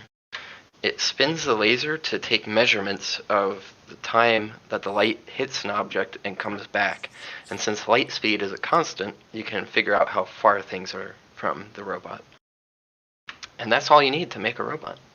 I remember doing. That's all you need. That's it. That's simple, yeah, that's it. everyone. It's super simple, yeah. Did you not have Lego Mindstorm, or did you not have that stuff when you were in school? Oh, I did, yeah. Lego Robotics League. Those were fun. I remember my class like I want to say in my middle school, and we were the first that was the first time they offered that class, and we got to do that. Oh God, that was a lot of fun trying to program that shit. My favorite was learning how to use gear ratios, just because the robot I made was just so much faster than everyone else's. You had to gear it down. Once you could, whoever figured out how to do gear ratios was just going to do so much better. The only issue is you could get if you're not careful about it, you will like accelerate way too damn fast, and then you'll just keep it. It was a balancing thing. I remember for my for like when we did the competition thing, we just ended up we couldn't make a good enough code, so we just made like this random, absolute like just random just smack shit everywhere thing, and we actually ended up getting to like we didn't get third, or we didn't get to we didn't get ranked, but I think we we were like somewhere in the middle of the tier, which is hilarious. Of our code was a bunch of people tried their best to get it right. Ours was just literally like we're gonna smack everything and hope to God it goes the right way. Tells you a lot about how robotics can go. But yeah, that's someone Nitrace. Oh well, Nitrace. No. Nitrace, There's a communist in the chat, gamers. Yeah, you would think the communist would give more money compared to the other guy, but okay. No, that's typical. Well, you're right. I guess that does make sense. Oh, wrong one. Dunking on the guy that gave you money. I'm sorry. I love Nitrace is different. Okay, there's not many commies I can actually rely on to have there. So I like Nitrace. He's one of the few good ones. All right, I like Nitrace. No, he's a good guy. He's what? He's gonna hate any description I come up with. I don't. Yeah, I don't think he especially hates it if you call him a liberal. Just letting you know. Well, yeah. Oh, I need to thank Nitrace too. I say that very tongue in cheek because there's one guy on Twitch. His name is Dorkmo. He gave a lot of subs to for free. So then Nitrace decided I'm gonna make sure the communist is the one that gives it to the most people. So then he outmatched him. So he's a communist who loves to give everything up. Okay, he's a nice person, but he's still a communist. Anarcho-syndicalist. So I got it right this time. What does that even mean? What the fuck is that? Is that a gender? It's very abstract communism. Is that like I don't what country has adopted this? Yes. Okay, got it. Thank you. Well, what country has truly adopted communism, Spooky? It was never real communism. Zero. I don't think I've seen it. Tried. It has never been tried. Same thing with real socialism. Not once. Not once. No, yeah. I think it's somewhere around that line. Oh God. But wait, actually, I want to Google search this. No, I want to see what is that? What anarcho-syndicalism? While you do that, go to Google. If you Google it, it is a word salad. I'm not kidding. Just the fucking Wikipedia first line. Anarcho-syndicalism. You know that robot with the speaker on the front? Yeah. We used to drive that around and make it yell at people. That was a fun thing to do back in the day. What in the fuck is this? Alright, please try to read it. Oh God. Okay, you're gonna spur his tism, dude. At least like the first paragraph. Read the first paragraph. Let me pull this up on stream so everyone can see this. Well, let me pull it up stream so everyone can read what it says. Also, okay. Add source. This is it's one of those definitions where it's clearly like it's like a political science major like definition where if you don't know what any of these words means, you're not going to actually understand it. Okay, let me get this right. It should be this is the one. Okay, properties, and I'm going to change it to search. Okay, it's not the right one, so it should be this. Yeah, here we go. See, I've been reading a visual novel, so I can read better now. Anarcho-syndicalism is a political philosophy and anarchist school of thought that views revolutionary industrial unionism, or syndicalism, as a method for workers in capitalist society to gain control of an economy and thus control influence in a broader society. What in the fucking hell does that even... Dude, this is when you are so fucking deep into your fucking sociology courses and your political science theater. Wait, because I'm looking at this and I see, isn't this the exact same thing as? Isn't this the anarcho-communist flag, or is the anarcho-communist flag the red and black swapped corners? I think it's the same flag. Okay, yeah, because let's read what this next one is. Exactly. See, remember I said it was abstract communism? See? The end goal of syndicalism is to abolish the wage system, and regarding this, wage slavery. Well, that's somewhat true. I guess no one wants to be a wage slave. Anarcho-syndicalism, or syndicalist theory, therefore, generally focuses on the labor movement and the base. This sounds like some sort of commie gobbledygook. I don't understand what... There's cooperative use in this, proletariat, solidarity, status quo. Is there... Okay, let's think about this. Spanish Revolution, so it is some commie shit. in popular culture. Monty Python and the Holy Grail make a reference to What? anarcho-syndicalism. King Arthur becomes frustrated with a character Bro, this named is a rabbit hole. Dennis, explains the anarcho-syndicalist commune in which he lives. The situation is exacerbated when Dennis insults Arthur's claim to Excalibur and kingship of the Bretonnians. Arthur, fed up, assaults Dennis and leaves, an incident that Dennis refers to as the violence inherent in the system. That is okay. Some sort of commie book living in the utopia. And Noam Chomsky. Oh, so this is a Noam Chomsky thing. Why don't you just follow like minarchism or just general anarchism like a normal person? I don't even know what I am. I don't even. Or every time I try to take one of those political tests, it just depends on how I feel. And a lot of the time, I never take them seriously, and it's always fun. I usually try to see how far right or how far left I can go, or how. The one that bothers me is if I just say like I have no opinion on anything, I always still get right wing. I could be the most centrist, non-position on anything, and then I become right wing. You get the top center of the compass. AG, it's been 2 hours, right? I think so, yeah. So you can say whatever. It is February. It's been 3. This is an idea.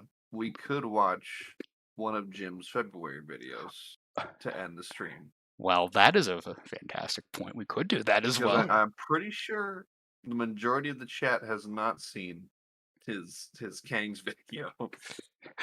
See, that's one of those things. Okay, let's actually. You know what? Actually, I like that idea. I like that. I would say to play his second one over the first. No, they're both fucking immaculate. They're both perfect. If anyone's watching the stream, this is what is that? What have you done? That was how I got past Twitch's pub. That's how I sense it. Circuit board. That was okay. So yeah, my motherboard was having. What happened that stream was, which is what I'm glad didn't happen this stream, was when I was streaming the first time, my motherboard basically crashed and I got a blue screen. So I was just. The beginning of this entire stream was me basically talking about Asus motherboards catching on fire. So I had this. This is the most recent motherboard they had where they were catching on fire on people. So I had this. Nice. Okay. I'll pull up the AR9 soon, but that is it gets worse. Let me go pull up the gym video though. If you have the link, and just send me to the Discord, so it'll be quicker because I'll get. Yeah. Let me also get a watch together on here. I think at the end of the stream, we've realized one thing very important, and that's that you should reinstall Windows with Linux overwriting everything. What about a dual Linux as your primary? No dual boot. That's a cope. Stop coping. Linux is free if you don't value your time. Exactly. So AG, pour your time in. AG, you're gonna have to keep either the motherboard or the AR9 over the screen for the first 5 seconds of this video. Well, I'm pretty good at this, so okay, let's go ahead. Let me see how this. My favorite Medicare thing was the gender knots video. If you the gender what? If you go on BitChute and you search gender knots, link that to me. I don't think. No. Oh no! Link it to me so I can watch it later. Are you talking about the trans? Oh, yeah. Oh, yeah, that's the one that got him removed. That was the one that got him off Patreon. That's the one that got him off of Patreon. Oh, I don't. Oh, Spooky. I know what you. I know this exact video. Oh yeah, you know what I'm talking about. I don't think YouTube's gonna like that little intro. You can't. Just to respond to Ho Ho Homo, I recommend getting into robotics first. But figuring out robotics is going to be the easier part. Bioengineering is going to be the hard part. So I would recommend doing the easy part to see if you like it to begin with. And if you can pass the easy part, then maybe go for the really hard part. The grafting of neurons to any electronics is nearly impossible. There's someone. That's your side. Yeah, go for it. You're not. It is something that people are looking into. The issue is nerves are not the same thing, and Yep. it's really complicated, and not to mention not everything. So the way neurons work and how the messages are also sent, not necessarily is going to be always electrical, to some extent chemical. There's a lot of things that are also chemically done, and the issue is, if you want to know just the rabbit hole you're getting into, look up epigenetics.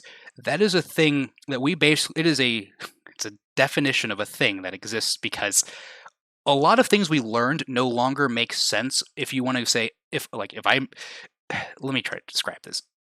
There is a cloned cat. Someone cloned a cat. I think it was a calico. It's supposed to be this nice, pretty orange color. So this person wanted their cat cloned, and they did that. It's the exact same genetic code and everything. The only difference is this cat is white. But everything's identical. That's when we kind of learned, the body's a lot more complex in that, hey, maybe there's some more things that actually change things. You can look at cancer drugs and how those work. A lot of enzymes just work. You block something, you change something, and you're going to change the entire system. And when you start connecting things that from externally, you're gonna be doing that. And the question is, are you actually going to be helping? Are you going to even really do anything? Is it going to even work to begin with? What are you really doing? And that's why you need a lot of bio knowledge to begin with when you want to start this type of stuff. Biomedical engineers are incredible at what they do, but it's a very niche, small market where you kind of need to know what you want to do before you can start. There's a reason why I chose biochemistry to begin with, because it's something I care a little bit more about, and it's not. I feel like I can do more with it. The engineering aspect, I can learn everything about biochemistry, and I can learn a lot about it. Trying to also learn engineering to that as well is just a feat in of itself. A lot of the time, you just get a person that kind of knows a bit of both, but not really enough for each. And I honestly think the easiest way to do a prosthetic limb that responds to intention from the user is actually making an AI that listens to feedback on sensors that are connected to the stump of the limb. So if your intention is to move your arm a certain way, a muscle near the stump of the limb is going to move a certain way. And so the AI could feel that and then say, oh, this is probably where the person wants the arm to move. You're not going to get a lot of fidelity with the movements, but it's a lot easier than the biomedical engineering aspects, I would say. Making an AI to do that is probably a whole lot easier than the biomedical portion. I mean, I'd love to do more about it. The thing is, again, it's not easy. And I think, what was it? Obama paid a ridiculous amount of money to basically map the brain, because there's a lot of things about the brain we don't know. And it hasn't really worked. Actually, Johnny, you want to talk about something funny? Have you know about the Human Genome Project? Yes. Did you know about the part? I'm trying to remember exactly the guy's name, but essentially the government did that and everything. And then some dude basically said, yeah, I'm going to do it too. You guys are taking too long. It shouldn't be this long. And he started doing it himself. And he was about to undercut the government, and which, this is where some shady shit might have happened. But then, right before he's about to go public, all of a sudden, the government just magically finished something that took them so long. And then they were able to publish it. But it was a lot of those government things, there's a reason why we're doing it. By the way, I sent you guys a watch together link, so hopefully you guys are in. Yeah, I got it open. Yep. I'm not sure who this other guy is. Is there supposed to be 3 people? Or 4 people? Yeah, that is weird. Well, can I remove that person, or is that just... Oh, let me go pull this up. Let me have this on full screen first, but let me make sure I don't show this part specifically. Ho Ho Homo asks if it's feasible to do solo. So robotics is feasible to do solo. Prosthetic limbs gets really advanced because the natural curves and movements of arms, and trying to pack that into the same footprint as a full arm or hand. So it's tricky, but there are people who have made robotic hands and robotic arms. You certainly could do it yourself, but it's going to take a lot of expertise. Yeah, and like I said, you're going to need to learn a lot about biochemistry, and I honestly don't see how you're going to do that without really going to, you can probably self-teach yourself this. I don't doubt that. But Self-teach yourself. it's one of those things where if you don't have someone to help you, like, it really does help to have at least, it will help if you can, like, go to some sort of classes for that, because you're not, there's a lot of things that you probably will go completely over your head, because biochemistry is very, very, very complex, and it gets, the more you get into it, the more you'll realize it gets even more complex. The joke for chemistry, because I'm in a chemistry lab, is a lot of the reactions that happen are kind of just, I will show them something and they'll basically say that's impossible. And then I tell them, oh yeah, you can use an enzyme for it, and then they'll just basically, oh well, of course, yeah, that's just, you just magically make it work, because the way enzymes will work, some reactions don't happen, but enzymes will basically bend and contort the molecule, so it makes it so it's super favorable. But that's almost impossible outside of living systems. I like biochemistry, and I'm not going to talk about that too much because no one else cares about this. This is gun stuff, and I know I will lose more people than we did when we talked about Linux. There's one more question I'll take, which is developing the AI to read activity of stump and the robotics portion.